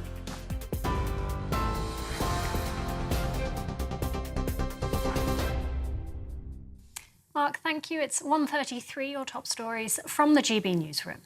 As the first British monarch to address the German Parliament, King Charles thanked the Bundestag for its continued support as an ally to Ukraine. He said he was deeply touched by condolences received from the German people following his mother, the Queen's death, and reflected on the shared history between the two countries. The King also praised the ingenuity of Germany's hydroenergy progress. The United Kingdom and Germany are together providing leadership to secure our shared future. Today, the United Kingdom and Germany are Europe's two largest producers of power from offshore wind. These innovations are vital in combating the existential challenge of climate change and global warming, which confronts us all. The government has announced plans to cut greenhouse gases and lower energy costs. The new net zero plan, called Powering Up Britain, will invest in renewables and nuclear in a bid to make the country less reliant on foreign energy supplies. Investment will go into carbon capture technology and offshore wind, as well as hydrogen production. Shadow Levelling Up Minister Alex Norris says the proposals are nothing new. It comes as the Chancellor accuses President Biden of protectionism over his plan to offer green tax rates to American car manufacturers. Jeremy Hunt is concerned the levies could wipe out the UK's £4.3 billion car export market to the US. Energy Security Secretary Grant Shapps says the US is cutting the UK out of the already competitive green market and that countries need to work together to tackle the problem. And Labour leader Sir Keir Starmer has announced his party will freeze council tax bills this year. He unveiled the pledge as he launched Labour's local elections campaign in Swindon. The move will be funded by a windfall tax on the profits of oil and gas companies. TV online, DAB+ radio and on TuneIn. This is GB News. Mark will be back very shortly.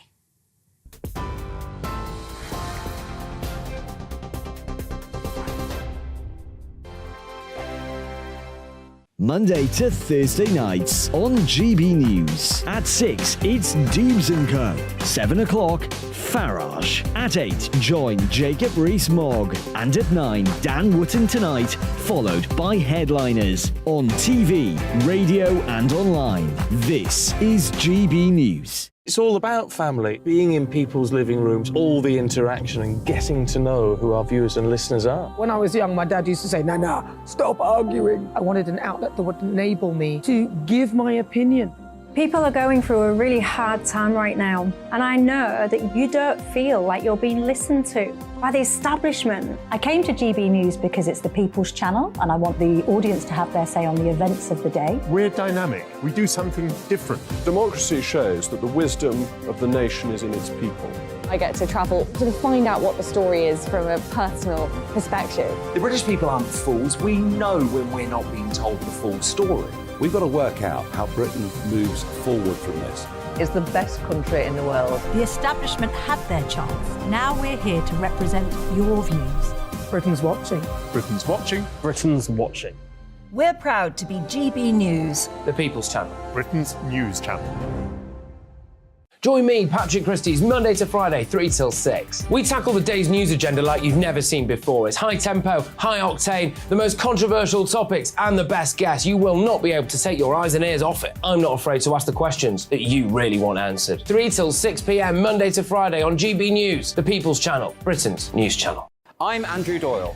Join me at 7 o'clock every Sunday night for Free Speech Nation, the show where I tackle the week's biggest stories in politics and current affairs with the help of my 2 comedian panellists and a variety of special guests. Free Speech Nation, Sunday nights from 7 on GB News, the People's Channel, Britain's news channel.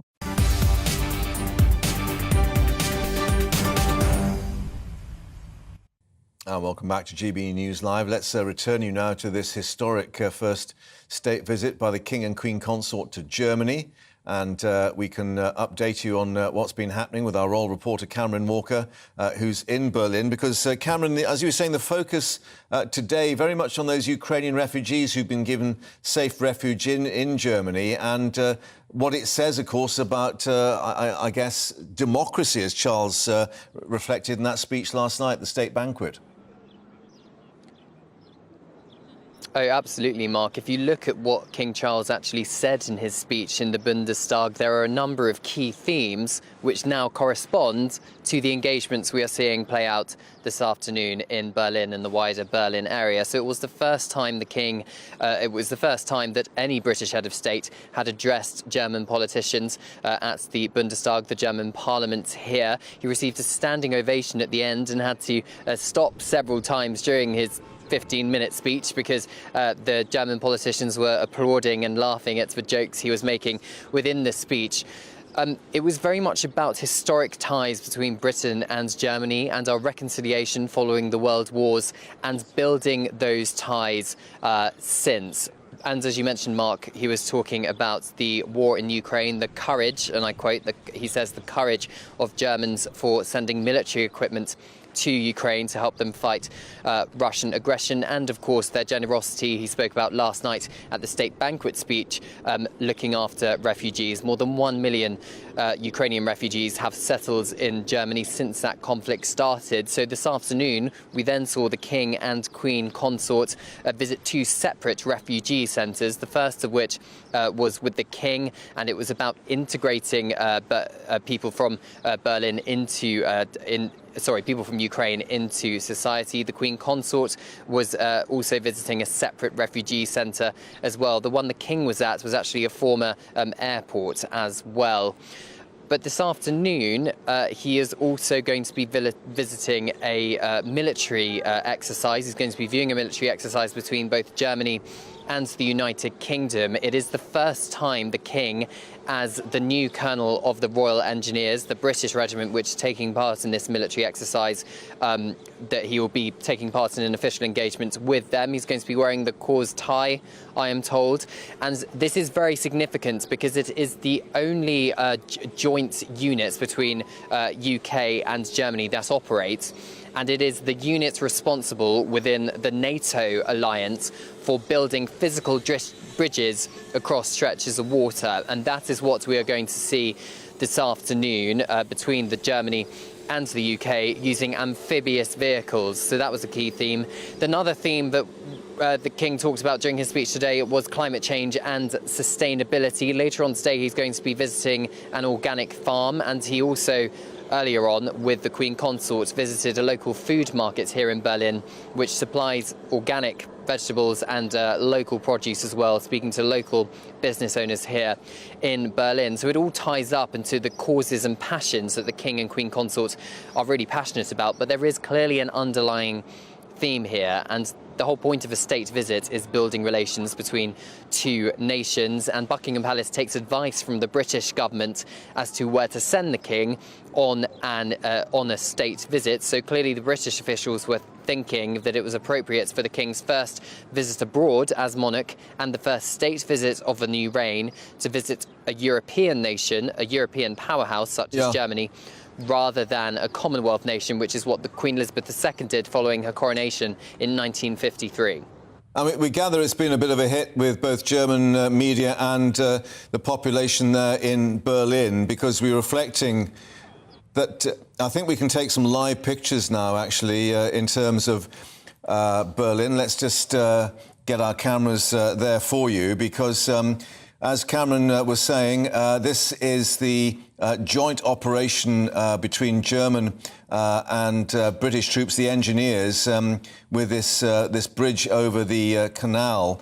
And I think Cameron is still with us. Cameron, of course, the whole issue of German military involvement has taxed Olaf Scholz in what he's doing about providing arms and munitions for Ukraine. But interesting that Prince Charles was reflecting earlier in this speech to the Bundestag, the recognition of those who died during the Second World War and the Allied bombing raids on Germany.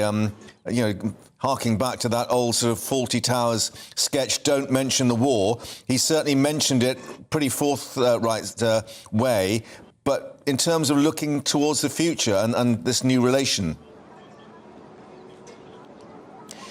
Absolutely, Mark, and that is very much a theme we're going to see play out tomorrow. He teased in his speech, His Majesty teased in his speech here at the Bundestag, about the fact he's going to be visiting Hamburg, and he is going to be kind of experiencing some reconciliation with Germany and making a point of visiting landmarks which reflect the Second World War, the first of which will be the Kindertransport Memorial, which kind of is all about the 10,000 or so Jewish children who were transported to the UK so they could escape Nazism for safe passage during the Second World War. The second of which is a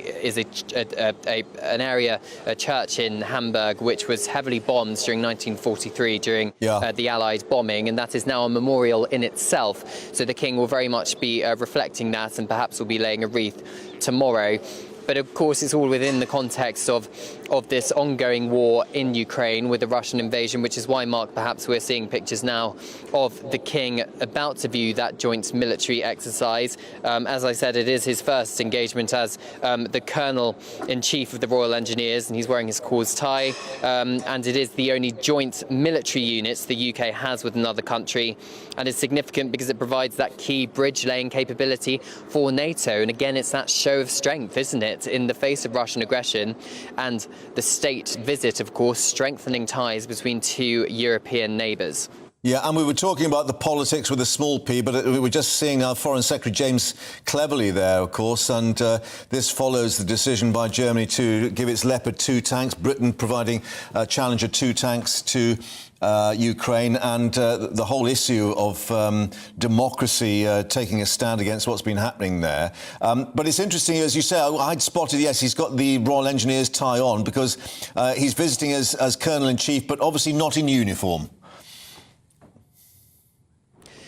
No, not in uniform. He's not taking part in any military exercises himself. The Foreign Secretary James Cleverly was also at the state banquet at Bellevue Palace in Berlin last night. Of course, that magnificent state banquet hosted by the German president. Of course, it is custom for the Foreign Secretary, the senior Foreign Minister of the United Kingdom government, to accompany the King on the state visit. So it's not a surprise that we are seeing him there at this joint military exercise, and he is clearly going to be meeting representatives. We can see him there from both German and British armed forces. The King is being greeted by the Minister, Dr. Stefan Klein, and Major Ian Higginbotham of the Royal Engineers, and he's going to be learning about the work of M3 amphibious bridge and Boxer mechanised infantry vehicles. His Majesty is also going to be receiving a briefing. British and German M3 amphibious bridges will be kind of building quite literally a bridge over this stretch of water. So perhaps we'll get some pictures of that a little bit later on. But the whole point of the King perhaps being here, bearing in mind he's got this global fame, is showing the King viewing what is essentially a NATO military exercise, and the eyes of certainly Britain and German media are on this, and perhaps the world as well. And of course, it's all happening at the same time, as we keep mentioning, Mark, and as the King has mentioned, A, in his speech at the state banquet last night, and B, in his speech at the Bundestag earlier on today, this ongoing conflict in Ukraine and essentially calling out Russian aggression, bearing in mind the King is the head of state in the United Kingdom, and he is the first British head of state, first British monarch to address the German Bundestag. So clearly it was felt by both German and UK politicians that this was an appropriate and an important moment for the King on his first state visit abroad. Exercise of a different nature, of course, in terms of diplomacy across Europe. For the moment, thank you for updating us there, Cameron. Back, of course, as we see and hear more of that state visit continuing. But let's now update you on Britain's most notorious prisoner, Charles Bronson, losing that bid to be freed from jail, having gone in front of the parole board in a public hearing. Bronson spending almost 50 years in prison after a series of violent attacks. First jailed, remember, in 1974 for just 7 years for armed robbery, but in prison ever since. His sentence extended to life. Well, inside jail, he then carried out a series of violent attacks, even taking prison guards, even fellow inmates, and his art teacher hostage. He's been kept in some of the toughest conditions in the UK penal system. Well, we're joined now by Dr. Kerry Nixon, a consultant forensic psychologist. Kerry, thank you for joining us. I'm just looking at what the parole board have been saying at the panel in terms of coming its decision and reflecting on his history of persistent rule breaking, but also the fact that because he's effectively, I guess, been institutionalised, the difficulty he may have in adjusting if he's released or when he would be released. Absolutely. He's been in prison for so long under such strict restrictions that he hasn't had any what we call positive risk-taking. We don't know how he will react to being released because he's been in prison so long, and he's only out of his cell for about 90 minutes a day and has interaction with 3 other people. So yes, very limited ability to kind of interact with the wider society. Again, just referring back to what's quite a comprehensive statement that they've given. I guess they've had to do that because this was a public hearing, of course, for one of the first times. They went on to say that they accepted that he no longer required secure placement, as they call it, in terms of him turning his back on violence, and therefore he would be eligible for another parole review in due course. So could this actually change the balance if they put him in I don't know, an open prison or something with a less rigorous regime, that he may be able to come to terms with his difficulties? Absolutely, and that's the really important point here. When we look at him at the moment, there's lots of positives. He's 70 for a start, so we know that, you know, offending reduces significantly at that age, almost no offending. He's able to manage his emotions better. That's been discussed in the parole hearing. He's got his art as a coping mechanism. There haven't been any previous recent violent incidents, so he's showing lots of progress. But it still hasn't been tested. So I think absolutely what should happen now is that there's a gradual reduction in the restrictions that he has to an open prison setting, for example, and then we can see how he is in that setting. And once he's in that setting, he might be able to prove that he is able to be released. OK, well, here's a question for you. Does it indicate that the penal or the prison system is good enough at rehabilitation? Well, that's a huge question. I think there's lots of problems with rehabilitation, unfortunately. I don't think we're getting it right, and I talk quite openly about this.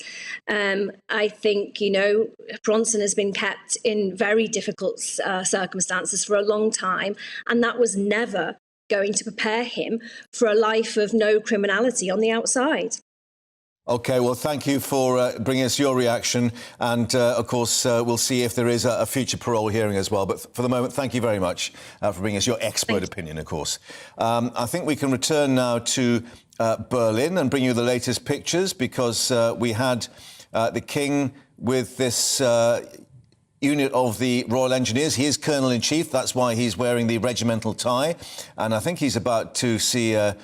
Yep, the hand being raised, the operation to put this bridge, which is being unfolded, a floating bridge across the canal. And clearly this will have been, we suspect, rehearsed to the nth degree, but everything going smoothly to start with. And this, just to underline its importance, a joint operation between both British and German troops as a NATO signal, of course. The background to much of this visit has been Germany's support for NATO over Ukraine, and indeed, as we saw earlier, with the King and Queen Consort visiting a centre for Ukrainian refugees, and the King praising Germany's role in caring for those refugees. But this is perhaps more the sharp end, if you like, bearing in mind, of course, British troops stationed in Germany for many years of the Cold War, with that front... behind what was called the Iron Curtain, some saying maybe that's descended once more in that border between Russia and Ukraine. But King Charles there, as Colonel-in-Chief, meeting the troops about to go through this exercise. And I think we'll return shortly once that bit of kit behind them gets into action and builds a bridge of a different kind over the dam there in Berlin. Now, the government's confirmed it's planning to house those asylum seekers at a former RAF base in Essex as part of efforts to reduce reliance on hotel accommodation. Now, Braintree District Council now applying to the High Court to block the plans to house them at this Wethersfield, saying it was extremely disappointed. The Immigration Minister, Robert Jenrick, saying the site and two others, one at Lincolnshire, one in East Sussex, only providing basic accommodation. Let's speak now to Alan Mackenzie, chair of the Fields Association, opposing this particular scheme. And Alan, thank you for joining us. And I guess your take would be, well, you know, we obviously have to take cognizance of the problem, but this is not the right place and not the right conditions. You are absolutely right. The people in Wethersfield are very sympathetic to asylum seekers who are fleeing from some terrible situations. The problem is that taking them out of hotels and putting them en masse into an airbase which is in the middle of nowhere, 9 miles away from the nearest A road, 20 miles away from the M11, no services to speak of. I mean, the government is talking about putting health services on the base. Where they're going to get any doctors or dentists from to do that, I've got no idea. It is so far away in such a remote area. It is going to be impossible to provide the services which these people really require in order to be able to settle down anywhere and feel comfortable about the situation. Putting them into an airbase is not a way. Yeah, I was going to say, not necessarily not in my backyard, but the fact that the backyard is not really suitable to actually look after these people. You are absolutely right. It is, as I said, a very, very remote situation. They aren't detainees. They're allowed to come and go as they please. The nearest village, which only has about 700 people, doesn't even have a shop. It has a community shop, which isn't open very often. It doesn't have a pub. It has got no services. The next nearest village is quite a way away. To walk anywhere, you're walking on very rural roads, very small country roads, which quite frankly is very dangerous, and it could result at the worst in fatalities because those roads are so narrow. It is a major problem. And from what the reaction has been to the local authorities, not just there, but I think in Lincolnshire and perhaps what will happen in East Sussex as well, it seems that the local authorities are indicating they've not really been taken into the decision-making process on this. The local authority here, Braintree, has stood up for the community insofar as it realises that it is an inappropriate place to be housing so many people in one spot. They realise that it's almost impossible to provide the services for these people that are required. They are taking out an injunction against the Home Office for proceeding along these lines. A local resident is also taking out a crowdfunding exercise to raise money for a potential legal action and injunction on the part of the locals as well. We'll see what Braintree District Council comes up with in terms of its injunction, but there are issues such as whether the Home Office has undertaken any risk assessment whatsoever, because the site is known to be heavily contaminated. There are drums of toxic chemicals which have been buried on the base.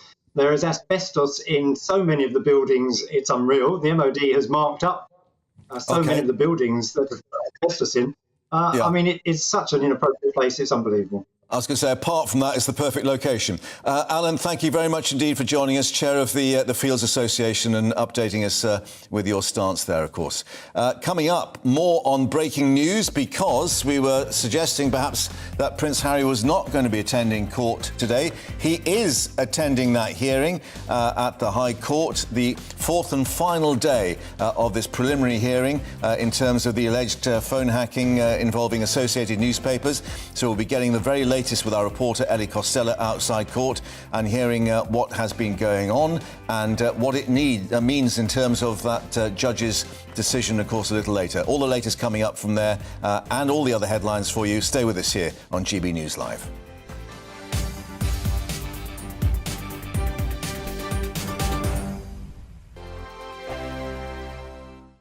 I joined GB News because I was sick and tired of not hearing my views being represented, not just mine, but so many people that I knew and spoke to. I just couldn't get my voice out there. I couldn't say anything. I couldn't do anything. Whatever the narrative was, I kind of had to follow it. GB News is there to provide a voice for those who have been ignored by the establishment media. We think different things, we've got a different style. GB News is here to be optimistic and positive about the future. It's real kind of dynamic and flowing, with the audience very much at the heart of it, like a big family.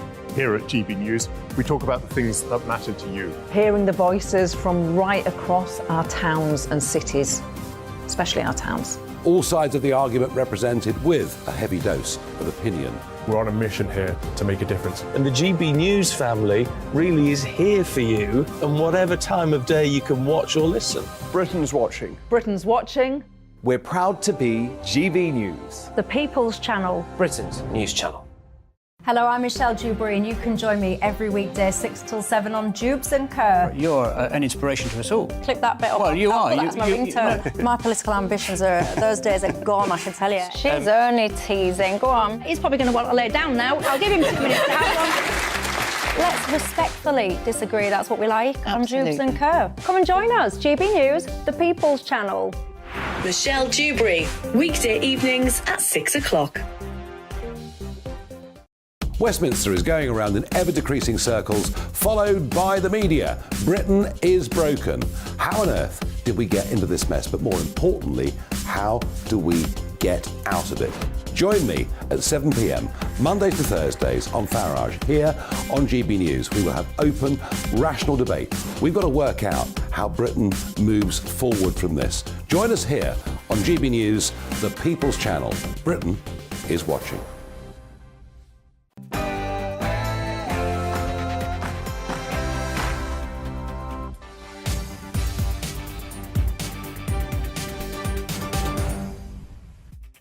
Very good afternoon. It's 2 o'clock. You're with GB News Live. I'm Mark Longhurst. And coming up for you this Thursday afternoon, the government announcing that wave of net zero energy policies, but it could include approval of some new oil and gas projects. So will it be reducing our energy bills, or is it just all hot air from that man Grant Shapps? History in the making, King Charles becoming the first British monarch to address a sitting session of the German parliament, the Bundestag, pledging to strengthen connections between the two countries. Well, those connections being strengthened with a bridge-building exercise at the moment. We'll have that live for you with our royal reporter in Berlin. And Humza Yousaf facing opposition leaders in Holyrood for the first time as Scotland's First Minister today. It was so riotous they had to clear the public gallery. More reaction from Edinburgh coming up to that. And don't forget to get in touch with us with all your views, gbviews@gbnews.uk. But latest headlines now with Rhiannon.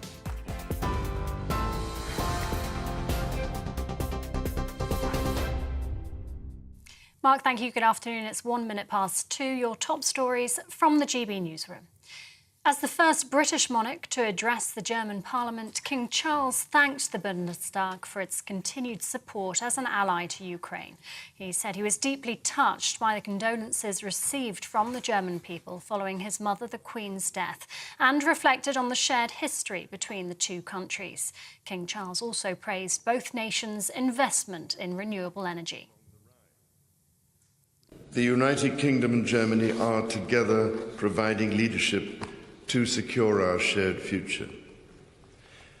Today, the United Kingdom and Germany are Europe's two largest producers of power from offshore wind.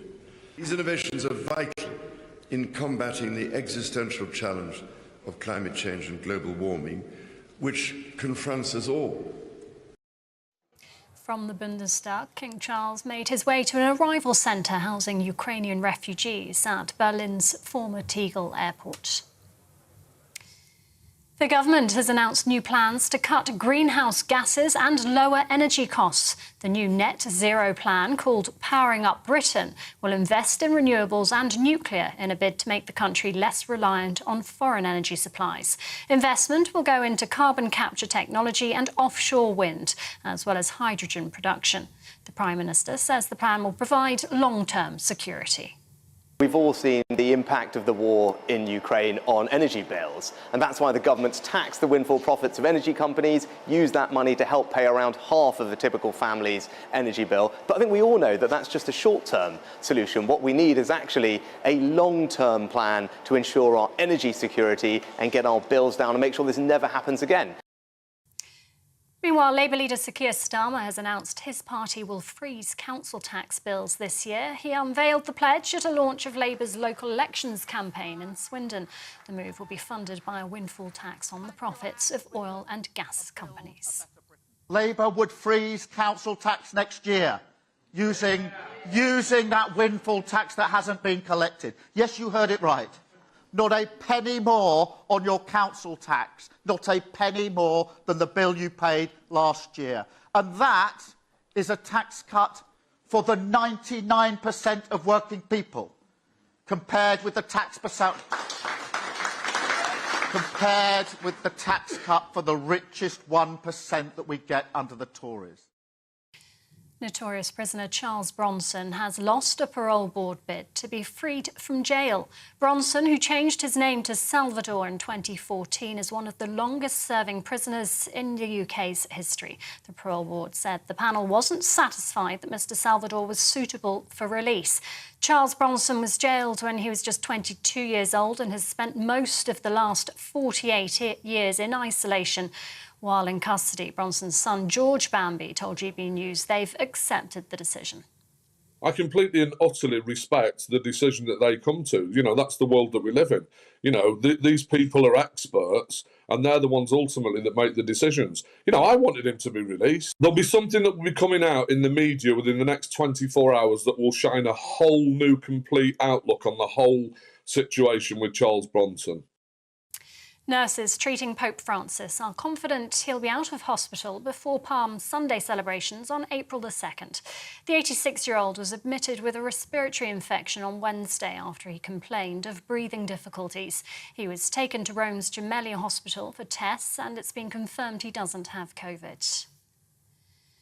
And ever wondered what one of the biggest creatures ever to walk the earth might have looked like? Well, very soon you'll be able to see for yourself. The replica skeleton of the Patago Titan Majorum is about to go on display at the Natural History Museum in London. The giant belongs to the group known as the Titanosaurs and was discovered nearly 10 years ago in South America. It's the most complete gigantic dinosaur ever discovered. And to give you an idea of just how big it was, it weighed in at a whopping 57 tonnes. That's about 8 times heavier than a T-Rex. It'll be open to the public at the end of the month. This is GB News. I'll bring you more as it happens now, though. It's back to you, Mark.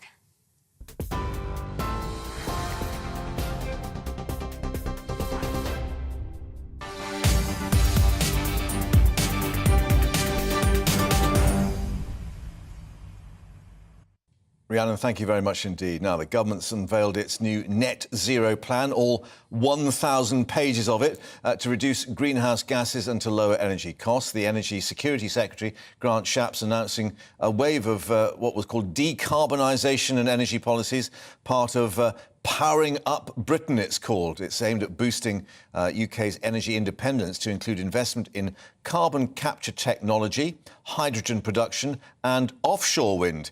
Yes, offshore. No mention of onshore wind. Well, the Prime Minister, Rishi Sunak, saying that will all strengthen the UK's long-term energy security policies, but also deliver on a promise, he said, to grow the economy. Olivia Utley is joining us in the studio, having hopefully read all 1,000 pages. Not, OK. But that in itself tells a story. Are they trying to cover all bases with this? Yeah, they're trying to, it seems, keep all camps happy. So, in some respects, this package is quite serious about net zero. It's certainly more serious than the package that came out last year, which was deemed by the Supreme Court not to be court legal. Action taken to task. Exactly, because it didn't follow the law that the UK has set out for itself to be net zero by 2050. And some of the measures are quite dramatic. So this new investment in carbon capture technology is huge. The subsidies for heat pumps is quite a big investment on behalf of the government. The liberalisation of laws around offshore wind is pretty substantial, but it hasn't, in a way, it hasn't really kept anyone happy. It's sort of the worst of all the world. Friends of the Earth, lacklustre. Professor Nick Eyre from Oxford University, government's missed an open goal here, but in trying to sort of please everyone, I guess that's the difficulty, because one wonders, is this actually about being green, or is it about energy security, bearing in mind what's happened with Ukraine? Well, exactly. And Grant Shapps does seem to be more concerned with than his predecessors with sort of keeping the lights on, because there is a very serious worry on the Conservative backbenches and in the wider public generally that this dash towards net zero, which was conceived before the war in Ukraine begun, is now sort of anachronistic, and it's looking as though we will need oil and gas for many years ahead, and sort of creating policies for the world we wish to live in, for example, getting everyone over to electric cars, is all very well, but isn't really practicable when, for example, with the electric cars, there simply isn't the technology in place. So Grant Shapps has listened to those concerns, and I noticed that the Daily Telegraph leader, which is normally pretty blistering about any net zero packages, is a little bit softer on this one than it has been on others. So it does seem as though he is taking energy security very seriously. He is talking about keeping oil and gas in the mix for a good few years even ahead. to the extent of being seen, looking at the site of what might be a new oil field up in Shetland. I mean, that is extraordinary, isn't it? They talk about net zero. Oh, by the way, we've got another oil sort of field going to be pumping fairly soon. Is it the fact that they're thinking that it's got to be a mix of the renewables in terms of wind, as we say, the nuclear plants, which he's been talking about, but still the old fossil fuels as well in the mix? Yeah, there is a growing realisation across Europe and the West in general that we will have to keep oil and gas in the mix for quite a while yet, because there is a problem with Western countries going green, on paper cutting all of their carbon emissions, but actually simply importing that dirtier energy from poorer countries. And obviously, we're looking at this planet-wide, it's not making a huge amount of difference. So there is certainly acknowledgement from Grant Shapps there, which is why what he's announced here is moving slower than organisations like Green Earth would Friends of the Earth would like. But again, there will still be people who aren't happy with, for example, this new penalisation of people who use gas to heat their homes. Let's just pin this down, because I think a lot of people will be rather frightened of what they read in the sort of Telegraph front page about, gas being turned off effectively. I mean, Grant Shapps has said we're not going to force people to rip out their gas boilers. However, they are going to make gas energy supply a lot more expensive than electricity energy is at the moment. Exactly. So no, there is no danger of them suddenly making gas boilers illegal, which would obviously be extremely expensive for millions of people in the country. But what they are doing is sort of swapping round the levies. So at the moment, the government taxes electricity much higher than it taxes gas, and they're just swapping that over. So gas is going to be more expensive. The idea is to incentivise people to heat their homes through electricity instead. But the problem with that, of course, is we know that there are some issues with heat pumps.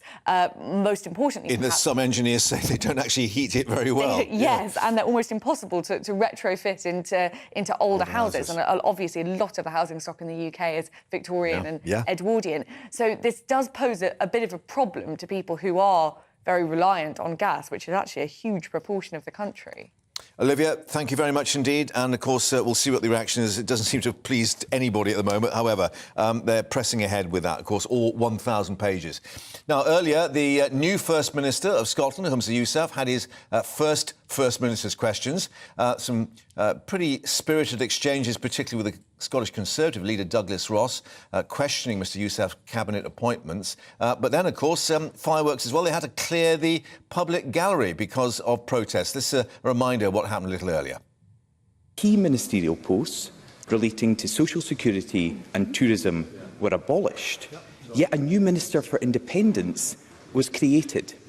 Does the First Minister really believe that appointing a taxpayer-funded nationalist campaigner is governing for all of Scotland? I make no apology whatsoever for having a Minister for Independence, because, my goodness, we need independence now more than ever before. We need it now. We need it now more than ever before, because in energy-rich Scotland, we have Scots that are fuel poor because of the UK government's policies. We need independence now more than ever before, because we have more food banks in this country at any other time than ever before, because of over a decade of austerity. Presiding officer, if members of Humza Yousaf's own party have no confidence in his ability to manage the economy, how can the country? I see that the First Minister may well have changed, but Douglas Ross goes on the same old broken record of personal attacks and insult after insult. And how good has it done him? How much good has it done him? The latest poll, of course, that has come out shows that Douglas Ross has managed to lead his party, if that is the word, into third place. A third-rate politician leading a third-rate party, presiding officer. I really hope the First Minister gets better than this, and he doesn't just have to take it from me. I know he can't see the faces behind him, but we can. We can see the reaction of his backbenchers. I am delighted to have appointed a cabinet and a ministerial team that will build upon the legacy that Nicola Sturgeon and John Swinney have left us. It makes us the most popular party in Scotland. So those were the scenes before then. The session had to come to an end and being cleared, the public gallery, after 5 separate disruptions, suspensions each time, because of climate change protesters. Well, let's speak now to Alistair Stewart, columnist at The Scotsman. Alistair, clearly it was a pretty spirited session, not all of it because of the politics on the floor. No, absolutely. This is not the best of start for Humza Yousaf. Mr Yousaf appointed his cabinet earlier this week. It's very much a self-congratulatory tone. He is saying to the cabinet and saying to the nation that you can be my wingman anytime, but sidelining opposition members who ran against him in the leadership election earlier this week. They are on the back benches now. The tone from opposition benches was very hostile to him. He didn't quite bat them away. Douglas Ross, the leader of the Scottish Conservatives, had a very good performance, and yes, there were a lot of interruptions. It sets a very bad tone and a very bad precedent for what is his second day as First Minister. Of course, in terms of what we call Punch and Judy politics, and Douglas Ross seemingly once more taking man and ball at the same time. And Douglas Ross had a very good day today, and previously I wouldn't say that Nicola Sturgeon ran circles around him, but she was a very experienced debater and she was very competent. Douglas Ross has certainly met his match, or perhaps Humza Yousaf has not been off to the best start and he deserves some of the benefit of the doubt, but either way, tonally and looking forward and certainly looking at the next set of First Minister's questions, I don't think Douglas Ross has much to worry about. It was a good day for him today. And what about then the other opposition, if you like? That is the backbenchers of the SNP, given that Kate Forbes obviously felt snubbed, as some would say, by that offer of, I think, the Rural Affairs brief. And what happens in terms of the balance of power, if you like, within the SNP? I think you need to look at earlier this week to find the answer to that. Humza Yousaf won by over 2,000 votes. This was not a resounding victory ushering him in. He was made by Nicola Sturgeon supported. He was supporters. He was very much billed as a continuity candidate. But everyone in that cabinet, bar one, Humza Yousaf's first cabinet, supported him. He's not brought opposition into it to balance things out. These are voices of dissent which are not going to disappear. Already there's been big beasts that have been criticising him, saying quite notably that there's a lack of business and finance expertise. He's opened gold himself by appointing odd ministerial choices, such as the Minister for Independence, as was touched on there, but also the health brief is being tweaked to include the Minister for NHS Recovery. Given that he was the last health minister, it's open season on him. He's not had the best start. Yeah, he used the word independence, which obviously has not been talked about that much in the hustings, because it is, as you say, the issues about the health service, about transport, ferries and the cost of living crisis. He's got a lot in his in tray before he even starts to think about how they get traction on independence. I think I would be more, and a lot of people would be more forgiving and curious about Humza Yousaf's first weeks and indeed months in power if he had made clear during the SNP leadership election exactly what his plan was to both achieve an independence referendum and win a victory in that. That information wasn't forthcoming. Now, the notable problems of his leadership election campaign are also the notable problems that faced the portfolios that he ran, transport and health notably. These are issues in Scottish politics today which are seriously underperforming. We have a massive issue with the NHS. He has a lot of questions to answer as to his record running the NHS. They've not been forthcoming. So his in tray is very much filled of problems of his own making over his last years in Nicola Sturgeon's cabinet. There are more questions than answers available. OK, well, we'll see how they play it next time round, but he's got one under his belt anyway. Alistair, thank you for joining us there from the Scotsman newspaper. Thank you very much. And, of course, as ever, we'll have First Minister's questions for you next week as that gets underway. Coming up, we'll be crossing back live to Berlin, the latest there on that state visit, with the King as Colonel-in-Chief of the Royal Engineers, seeing that joint operation between British and German troops with a bit of bridge laying. Of course, that's in addition to the diplomatic dramatic bridge building. Let's take a look we'll have the weather for you shortly, but we'll be back with you to update you in a moment.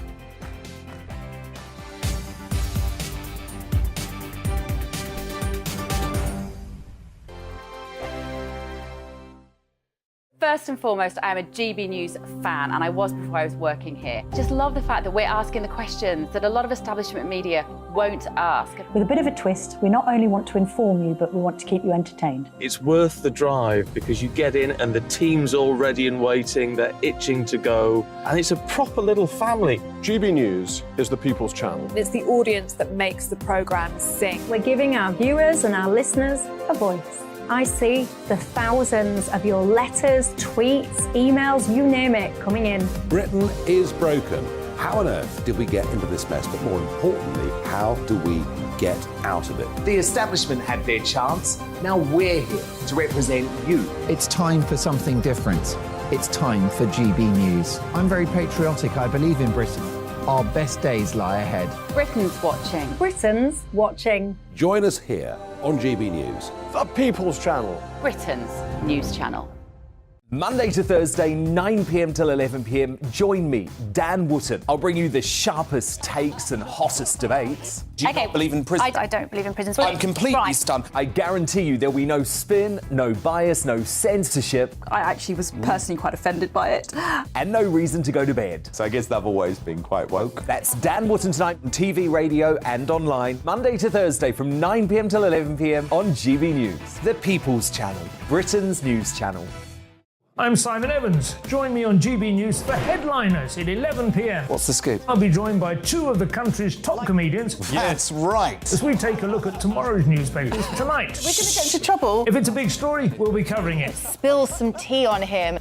There we go. But we'll also have some fun. I wouldn't stick up a bank. My father didn't love me. So anyway. Headliners every night from 11 on GB News, the People's Channel, Britain's news channel.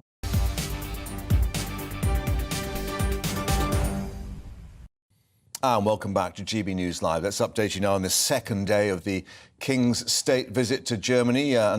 He this morning became the first British monarch to address German politicians in a sitting session of Parliament, the Bundestag, in this historic visit. During the speech, he hailed the special bond between the UK and Germany, speaking fondly of his cherished family ties to the country. And now in a packed schedule, the King going on to meet German Chancellor Olaf Scholz before meeting a group of Ukrainian refugees at an arrival centre. And then he's gone on this afternoon to meet both British and German troops on a joint operation. Let's bring in our royal reporter, Cameron Walker, who's in Berlin for us. And this is a bridge-building exercise of a slightly more literal sense. Yes, I think this morning and earlier on this afternoon he was building metaphorical bridges by addressing German politicians. And you're right, Mark, in the last hour or so, the King has been watching military personnel build a literal bridge across a stretch of water just outside of Berlin. It's a joint military exercise involving both British and German troops, and it involves the Royal Engineers of Great Britain. And the King, if you remember earlier this week, was announced as their new Colonel-in-Chief. Now, the King was wearing the regiment's tie, and it's the only joint military personnel exercise between both Germany and the United Kingdom. I'm just going to interrupt you. We've just also got pictures of the Queen Consort meeting Ukrainian refugees as well, which was a little earlier, because just to explain to people, these are live pictures coming in. They've split their responsibilities, and the King was at another Ukrainian refugee centre earlier, but they're really covering the bases here. Yeah, absolutely. The Queen Consort is actually at an opera at the moment, at an opera house, and it's all about community outreach at this particular opera house. So it's not just her having a bit of entertainment, but she is accompanied by President Steinmeier's wife as well. Mark, I'm afraid I'm going to have to hand back to you because there's a slight security concern, but I will come back to you as soon as I can. But that outside, of course, the Bundestag, which is why, obviously, the security consideration is so important. But let's just reflect that we had King Charles earlier at a Ukrainian refugee centre at what was Tegel Airport. The significance of that was the airport in the British sector of Berlin, where the Berlin airlift occurred in 1948-1949, which saved, effectively, many of the Berliners with the coal deliveries and food and other supplies. So that's been reflected, of course, in the speeches that King Charles has been bringing us from both the state banquet last night and then the Bundestag, the Parliament, earlier, about the links between Germany and Britain. If we reflect on, of course, that running gag from Fawlty Towers, don't mention the war, that is being mentioned. And indeed, there's a visit to Hamburg, which was destroyed, of course, in a British firebombing raid. That will be taking place tomorrow. But the King indicating the links, even the shared humour, he reflected, between the two countries. More on that, of course, as the afternoon progresses. And hopefully Cameron's safe and sound there at the Bundestag, despite that security alert. Now, let's reflect here on what's been happening on the political front with Labour, saying it will freeze council tax bills this year. Sir Keir Starmer at the launch of the party's campaign for the upcoming May local elections. Well, he was speaking in Swindon, the Labour leader saying the move would be funded with what they call proper windfall tax on the profits of oil and gas giants. Well, joining us now, our political reporter, Catherine Forster, who was there in Swindon. Of course, we've had the Lib Dems launching, now it's Labour, and they're really going on the tax issue.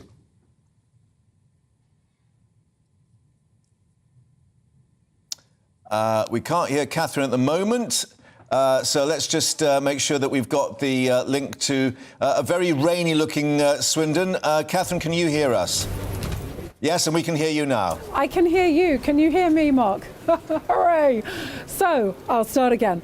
The three biggest beasts of the Labour Party descended just a little earlier on the hub in Swindon in Wiltshire to launch Labour's local election campaign. And the message was, there was a short speech from Shadow Chancellor Rachel Reeves, a short speech from Deputy Leader Angela Rayner, and a slightly longer speech from Sir Keir Starmer, Labour leader, basically saying, do you feel better after 13 years of Conservative government? Does your family feel better off? And they were highlighting some of the things that they would do, one of which they said today was, if they were in government, they would be freezing council tax now. Keir Starmer was stressing that they want to help ordinary people. He's got a new nickname for Prime Minister Rishi Sunak. He called him Mr. 1%. He said that Rishi Sunak was bringing in a tax break for the 1% at the top, that only 1% of asylum claims had been processed and that only 1% of money lost through fraud during COVID had been clawed back. So I think, although obviously Liz Truss's 45p rate tax cut was abolished, Labour is still going to go on this message of Tories are giving tax breaks to the people at the top, following, of course, the drop in the pension pot cap that there was previously at £1 million, which has now been lifted and is now limitless. Lots of talk of sticking plaster politics, lots of phrases that we're going to hear over and over again going forward. And why Swindon? Well, it's because it's currently got two Conservative MPs here, but it has previously been a Labour seat. Now, they feel fairly optimistic that they can take those at the next election. So Robert Buckland, former Justice Secretary, holds one of them, but his majority is only 2,500. And Heidi Alexander, who used to be a minister for Labour, is coming back. So this is one of their key target grounds. And of course, the Conservatives are thinking that they could lose up to 1,000 council seats on May the 4th, and it may not go terribly well. And if you're wondering about the Conservatives' local election launch, that actually happened last week. It passed with almost no trace and was local media only. I think that's what you call a really soft launch. Yeah, so, and one reflects, of course, that Swindon lost that big car plant, the Honda car plant there, and that hit sort of local employment a year or two ago. But I'm just looking on this tax issue, that Labour have had to try and explain a bit more their situation with corporation tax, which is the other big question, of course. Yes, Rachel Reeves is saying that they would maintain the rise in corporation tax. They really don't want to be nailed down on too many specifics. The Labour Party are very good at the moment in painting in broad brushstrokes, but they don't want to actually have to say what they would do specifically if they were in government, hence them saying, well, we would be freezing council tax now if we were in government. But no, we can't promise that we would do that if and when we get into power, because we don't know what the economic situation will be. So they're being a little bit evasive with that, but they will have to start to be a bit more specific, because of course the general election will be sometime next year, possibly mid to late next year. So we're not that far off, and this sort of ambiguity from Labour I think won't work indefinitely. OK, well, thank you from a wet, windy and momentarily silent Swindon, but we got there. Thanks for updating us with that local election launch. Thank you very much indeed, Catherine. Let's return now to Berlin with this second day of the state visit. Joining us now is Ingrid Seward, Editor-in-Chief at Majesty magazine. And Ingrid, one reflects it has been a pretty majestic occasion, from the big sort of occasion of the state banquet to actually meeting those people outside the Brandenburg Gate and the smiles on faces of Berliners. It's been an extraordinary brief tour, but they have been feted by the German people. And I think this King Charles's speech in the Parliament, which he gave short time ago, was remarkable, because he gave it in his own sort of special way and his special way of talking, but he gave it in English and German, and it was very measured and it was funny. And, you know, he hit upon one or two potentially delicate points and delivered it beautifully and rather charmingly at the end of the speech. I mean, he had a standing ovation, and Queen Camilla put her hand on his arm and sort of said, "Well done, darling," and it really was well done, darling. All the basis, isn't he? Talking about, you know, shared humour, the football, but then the big political message, political with a small p, in terms of democracy and what Germany was doing in terms of Ukraine, the scourge of war, the phrase he used. And of course, this may be reflected tomorrow when they visit Hamburg, that was firebombed by Allied bombers. He's had to really tread a really sort of quite careful path in all this.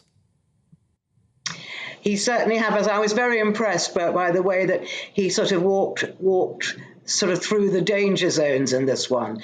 And the people in the Parliament, the Germans in the Parliament, they were laughing, they were applauding at all his jokes. And they obviously really were willing him to do this really well. And no one can do it better than him. And the significance, of course, of this being the first state visit to Europe, we had the hiccup, the postponement of what happened in France. But we're getting an indication now in terms of this new Carolingian monarchy about how they see the way forward and building these bridges with Europe. Oh, absolutely. I mean, I think, you know, the king, he is the king, but he is sent on these visits by the government, and these bridges with Europe are extremely, extremely important in the light of Brexit and what all the other things that have happened. And Charles is proving, although we did doubt it, you know, before he came king, to be the ideal man to handle these situations. Yeah, and certainly smiles from both the King and Queen Consort, and, of course, all those people that met them as well. And the second day underway, but more to come tomorrow. But, Ingrid, thank you very much indeed for bringing us your assessment of this state visit. Thank you very much indeed. More to come, of course, from Berlin with that visit to the Royal Engineers going on at the moment. We'll have the latest pictures for you. Latest on Gwyneth Paltrow's trial in the US, pseudo of that skiing accident. But first, an update on all the other headlines. Rhiannon's waiting for us.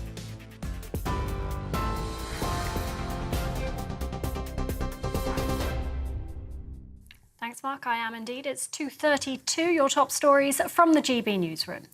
The King has visited a NATO military base during his historic state visit to Germany. King Charles met with the deputy head of the German-British battalion and other military personnel from the unit. It comes after he became the first British monarch to address the German Parliament. Addressing politicians in both English and German, he celebrated the special bond between the two countries.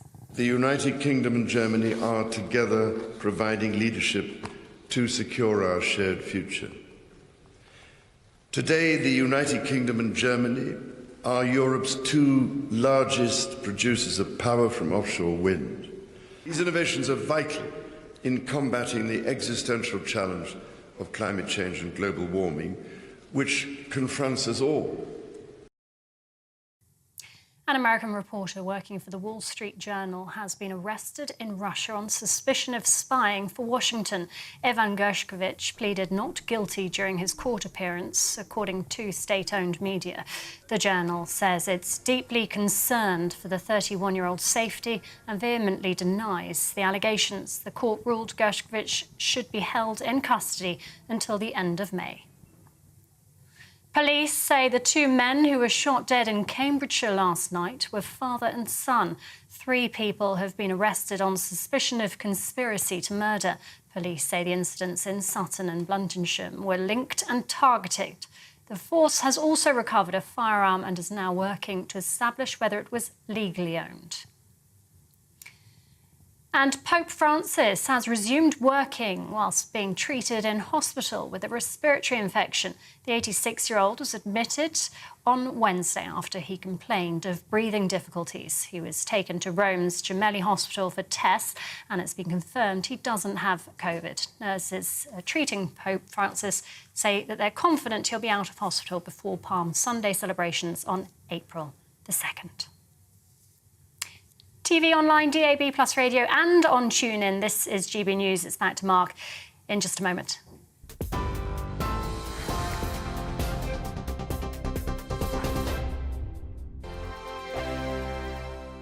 You've probably seen politicians interviewed 1,000 times, but we do it differently. We find out who they really are, we don't shout, we chat, and hopefully we bring a bit of light, not just heat. Did you know Kate Moss? Apparently.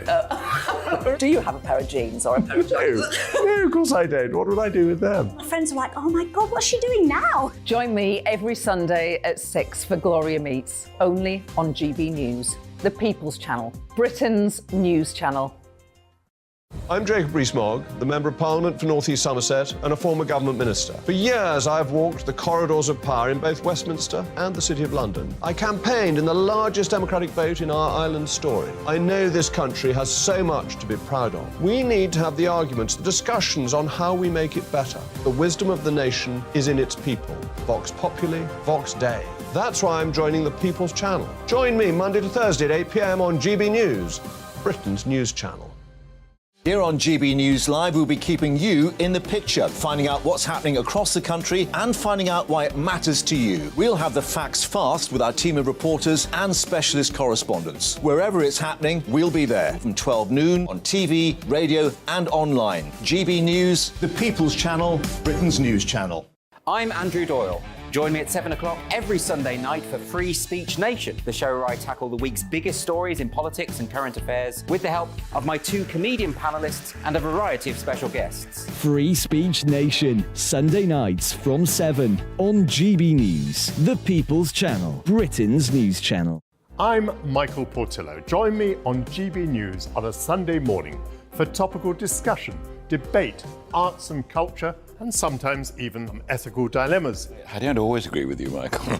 Michael Portillo, Sundays on GB News, the People's Channel, Britain's news channel.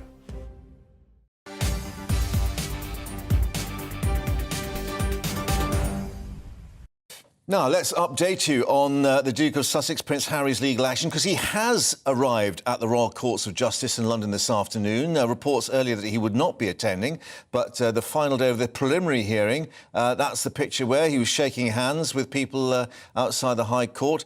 This is a preliminary hearing, rather, in the privacy claims being made against Associated Newspapers, publisher of the Daily Mail and Mail on Sunday. Now, the judge, Mr Justice Nicklin, yesterday warned Prince Harry and other claimants that they may, quote, have to adjust their expectations of a private detective who had flatly rebutted claims that he confessed, in quotes, to hacking them for Associated Newspapers. So all to play for, it seems. So we are now hearing more from the various lawyers in terms of whether it should go to a full hearing. Let's talk to former royal correspondent Michael Cole, who joins us once more this afternoon. The show is back on. Absolutely. Associated Newspapers, publishers of the Daily Mail and the Mail on Sunday, very successful company, they asked for these charges to be dismissed. Their King's Counsel said that they were outrageous smears. It seems that the judge is not sympathetic to dismissing this case, but the other Mail plank of their argument is that these are very old charges. There are 5 instances where Prince Harry says unlawfully his communications, his privacy was compromised, and those occurred between 2007 and 2013. Now, the normal rule is that after 6 years, it falls into abeyance. You cannot go ahead with a case. But you know what I think? I mean, if I were advising him, which I'm not, I would have said to Prince Harry, this is a very, very problematical, not to say hazardous thing you're undertaking, because you and I know, as old reporters sitting in courtrooms, I've polished the seat of my trousers in many courtrooms, everything turns around on cross-examination. The Mail is going to vigorously defend this. A King's Counsel will be taking Harry through a lot of stuff he doesn't want to go and revisit. And bear in mind that he may think that he can go into the witness box, put his truth to the jury and win the case. But it doesn't work like that. Where, of course, one reflects, he's admitted taking Class A drugs, and which is a felony in this country. And therefore, does that mean that he should not technically be in the United States because of the visa restrictions? However, I'm just looking at the fact that David Furnish was present in court again today, partner of Sir Elton John, husband of Sir Elton John, and we've had Sadie Frost, Baroness Lawrence as well, mother and campaigner of murdered teenager Stephen Lawrence. So does this actually give Prince Harry, the Duke of Sussex, some added impetus in that it's not a class action, but there is a shared experience going on here? Yeah, absolutely. But he is the star witness. You know, the other people are famous in their own ways. He's famous for being Prince Harry. And it's a very difficult thing for him to have to go through this, because if you've had the misfortune to read Spare, his biography, it's full of admissions of taking drugs, smoking weed on the beach, using hallucinatory drugs, and Class A cocaine. Now, had he been convicted in this country of that offence, he wouldn't be able to go into America. The visa would be refused. And if he wants to live there forever, if he wants to get residency, if he wants a green card to work there, that will count against him. And you can bet your life that a QC is going to take him through all of that. Yeah. Now, we did have him indicating that the palace, as he alleged, sort of kept the whole issue of phone hacking or alleged phone hacking away from him. This would be the reason, perhaps, that wiser counsel would say, don't go down this road, never complain, never explain. Well, look what happened when Paul Burrell, I think it's 2004, was about to go into court. I mean, the Queen suddenly remembered a lot of stuff which allowed that case to be parked forever. Because if you go into the witness box, you've got absolutely no control about what is going to happen.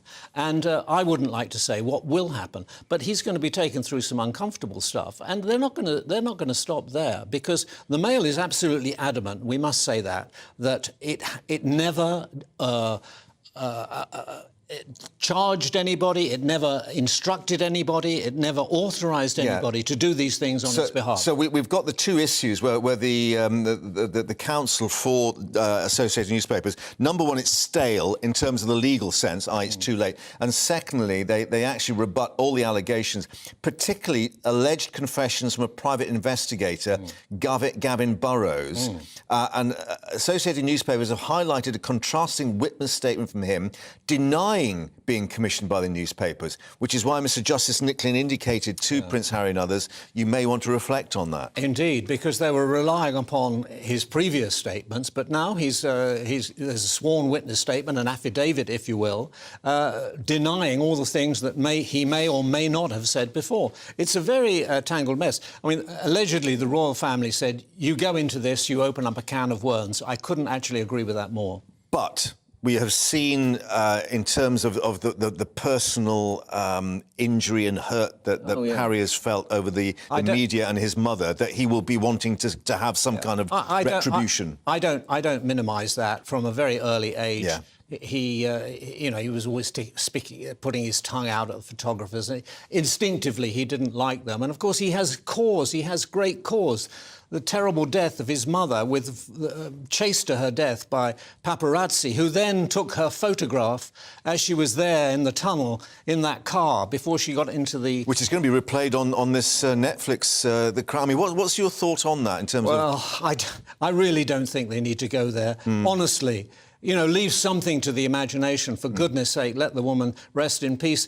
It's distasteful, to be honest with you. But maybe Netflix will listen to what people like us are saying, and maybe they won't go there. Yeah. I think so. It's not necessary. You know, people have imaginations. They know. If you sat in that court, the same court, actually, that they're in today, and listened to her terrible, terrible injuries and how she died, you couldn't possibly want to go despite the best efforts of the medical staff on the scene very quickly. It took 101 minutes to get her to hospital, Mark. It was terrible. Although, obviously, the French way was to try and do the triage on the spot too. They tried to, but she needed X-rays. She needed to be in a theatre. She needed the best thoracic cardiacists there. She needed everything, and she didn't have it. And 1 hour and 41 minutes to get her to the hospital. Well, if you and I were unfortunate enough to be in an accident in Paris, I think our wives would say, well, why did it take them 1 hour and 40 minutes to get them to hospital, wouldn't they? Yeah. Michael, thank you very much indeed for that. Well, from one trial or preliminary hearing to another trial, more showbiz elements because it is Gwyneth Paltrow, the actress and founder of Goop, I'm told, being sued over a ski accident back in 2016. It's expected to conclude today in Utah in the United States. Well, Terry Sanderson claims that Gwyneth Paltrow crashed into him while skiing in Park City and is now seeking damages. Paltrow, meanwhile, claiming Sanderson ran into her from behind and denies Sanderson's version of events. Let's reflect on that shortly, but I'm just going to break away because I think we just got some more live pictures coming in from... This is the scene live, and I think this is an organic farm just outside Berlin, which tells you that this will be a favourite location for King Charles. That is the... well, there's a crowd. It's not a large crowd, but the outriders just arriving. So we'll just stick with our camera because I suspect that Bentley will be arriving down that road fairly shortly. Clearly, because of security reasons, the exact locations are kept fairly in terms of the public acknowledgement of where the King will be. But clearly the people there have had prior notice and they are waiting to wave the King in. There's another outrider there. And our cameraman hopefully will keep trained on the end of that road to see a certain Royal Bentley arrive, which we reflect has got a German engine, so it will be fairly reliable. Clearly the King is continuing to share the big state occasions, like the banquet last night, the visit to the Bundestag, to seeing other elements of German life. We saw them at a market this morning, a farmer's market indeed. I think the Queen Consort bought some honey, which we assume might have been organic. but quite what's being grown at this particular farm we don't know as yet. I think Cameron, our royal reporter, can update us now, who's joining us from Berlin. Cameron, we are waiting patiently for the arrival. Oh, it's raining there as well, and blowing the wind really as well. raining. However, it looked fairly calmer down at that organic farm, wherever it is. OK, good. I'm going to get rid of the umbrella, Mark. Love a bit of television. This is called Brodewyn Farm. It's an organic farm, as you were talking about. The King and Queen Consorts are actually very much into sustainability and organic farming. They're going to be visiting their cheese-making facility, I am told, and learning about reducing the environmental impact through organic farming, and hear about their approach to reducing food waste as well through the way they market their products. From my understanding as well, he's going to be visiting the dairy warehouse, I suppose, as it were, and going to be meeting a few baby cows too. So a very lovely final engagement for the King and, for the King at this organic farm. And then tomorrow, of course, they're heading off to Hamburg. This is the final public engagement of the day in Berlin. They are expected to perhaps do something this evening, but we're being told it's being kept incredibly private. It's just a private engagement to allow them to have some downtime in Berlin. But tomorrow is all about the reconciliation, the war memorials that we talked about in the last hour. The King is going to be visiting the Kindertransports Memorial to pay the respects to the... Cameron, I'm just going to break in because we've got some breaking news here at GB News Centre. We're just going to update to people with the fact that Thomas Cashman has been found guilty at Manchester Crown Court of the murder of 9-year-old Olivia Pratt-Corbell. Of course, she was shot in her home in Dovecote in Liverpool last August. Mark White is here with us in the story. The jury, of course, retiring yesterday after hearing the evidence, which he had denied. Yes, and, you know, a difficult job for the jury in this trial, in the sense that there wasn't an overwhelming amount of evidence pointing to this man's guilt. So a lot that they had to go through to come to that conclusion that on the balance of probability he was the shooter that turned up on that day, of course, looking for a different target, but got this young girl accidentally from his... Because remember, the shots actually went through the front door and hit Olivia's mother first. And then it's got an absolute tragedy, which, of course, brought national revulsion in a city which actually does have significant gun crime problems that has had over the years and that have not gone away. There is a specific issue around the use of firearms in that city, with criminal gangs that use these firearms to further their criminal endeavours. And we remember the court heard that Cashman was chasing another individual involved in these proceedings, and that's when the shot was fired literally on the doorstep of this house. Well, that's it. I mean, these incidents and murders are often indiscriminate in nature, and the very fact that this was the pursuit of someone with regard to a criminal row, a dispute that had taken place, and this was a wholly innocent family caught up in this, and a young girl that lost her life. Well, of course, now he has been found guilty. We won't get a sentence today. We'll have to wait for the not just the background reports on this man, but also the mitigation, if there is much in the way of mitigation, that his defence team will put towards the judge, and, of course, the aggravating factors. Because it wasn't just the murder charge, it was in terms of the injury to the mother, the firearms offences as well. So there's about, I think, 6 charges all in all facing him. Yeah, multiple charges that, of course, the jury had to weigh up at the end of the day, and, as I say, come to that conclusion that beyond dispute, despite the difficulties in identifying this individual, that it was him who opened fire and killed that young girl. So let's just reiterate, we're just getting the details through now from Manchester Crown Court. Cashman found guilty too of the attempted murder of the intended target of the shooting, Joseph Nee, who is 36, wounding with intent, to do grievous bodily harm to Olivia's mother, Cheryl Corbell, who was hit in the wrist. She's also 46. And then 2 counts of possession of a firearm with intent to endanger life. And Mark, of course, we're also hearing about the effect during that trial about the rest of Knotty Ash, this area of Liverpool, once made famous by Ken Dodd for, humour and other reasons. And this is painting a very different picture of Liverpool, isn't it? Well, absolutely. Anyone in Liverpool, of course, knows the issues they've been grappling with amongst organised criminal groups, especially involved in the drugs trade. We think more nationally that if you're talking about gun crime, it's really London. That's a big issue. But there are very significant issues around gun crime in Birmingham, in Liverpool and in Manchester, and that area of Liverpool as well. Gangs are active.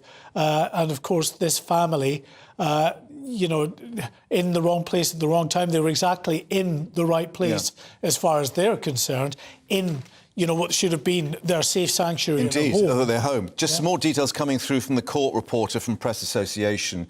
Olivia's mother, Cheryl Corbell, was wearing a pink cardigan holding a teddy bear, sitting with their other children, Chloe and Ryan. Gasps and tears, we're told, from Olivia's family as the verdicts returned. Thomas Cashman, we're told, wiped tears from his eyes after the verdicts, and his family, including partner Kayleigh Sweeney, sitting in the public gallery behind a glass partition. She was seen with her head in her hands. Other members of the defendant's family also in tears, and Cashman turning back to his family, shaking his head at one point. So clearly emotional scenes in there, and this, of course, has been the aspect of this whole case. A 9-year-old lost her life, and we heard she uttered these words, "Mummy, I'm afraid," when she heard those shots being fired. Yeah, absolutely. It's horrific. And, across the country, there'll be few tears shed for this convicted career criminal for perpetrating an act that has deprived a family of, a sibling, a child, with their whole life ahead of her. And the rest of the family, don't forget, now, going forward, they'll have to live with this for the rest of their life. They will be forever affected by these horrific events. Do you suspect there will now be renewed efforts to control gun crime? I mean, it's an issue in the United States, but this is to do with assault rifles, completely different kind of weaponry. But trying to find out where Cashman got this weapon, the availability, are they sort of retrofitting other weapons that, of course, you can just have as trophies and so on,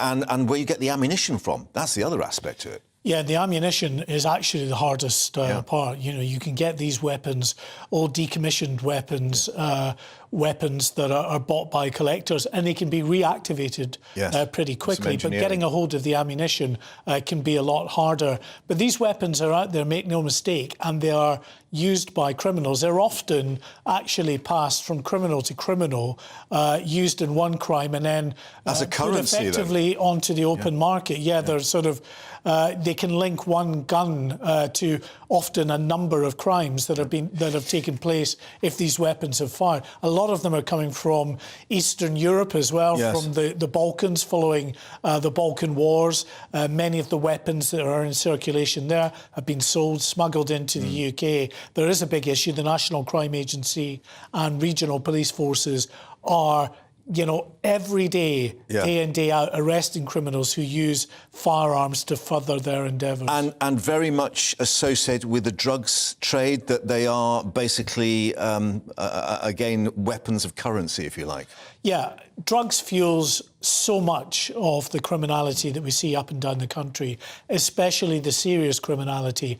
And what you find with firearms and indeed other weapons like knives is that they're used to settle disputes often. So a lot of the stabbings and the shootings we hear about, more often than not, they are not innocent members of the public, but often they are other people that, for whatever reason, have to some extent been involved in criminality or at least had disputes with criminal gangs.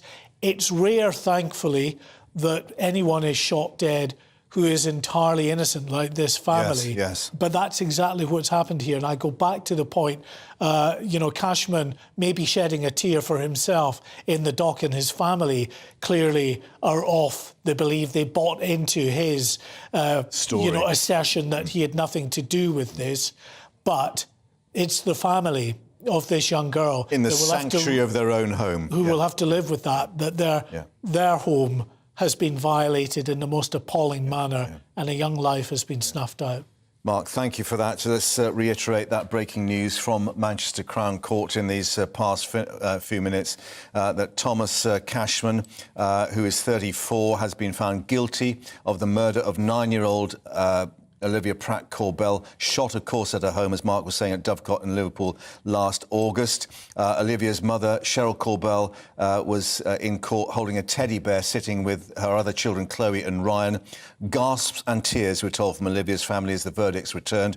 Cashman also found guilty of the attempted murder of the intended target of the shooting, Joseph Nee, 36, and wounding with intent to do grievous bodily harm to Olivia's mother, Cheryl, and 2 counts of possession of a firearm with intent to endanger life. Those are the details from court. More reaction coming up in this next hour. Stay with us on GB News Live.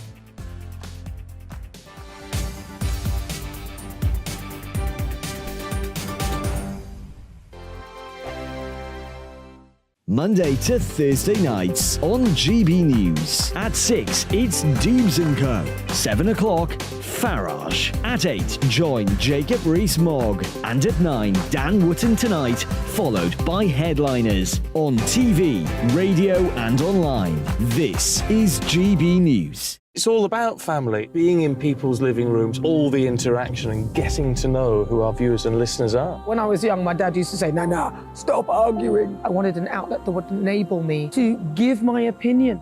People are going through a really hard time right now, and I know that you don't feel like you're being listened to by the establishment. I came to GB News because it's the people's channel, and I want the audience to have their say on the events of the day. We're dynamic. We do something different. Democracy shows that the wisdom of the nation is in its people.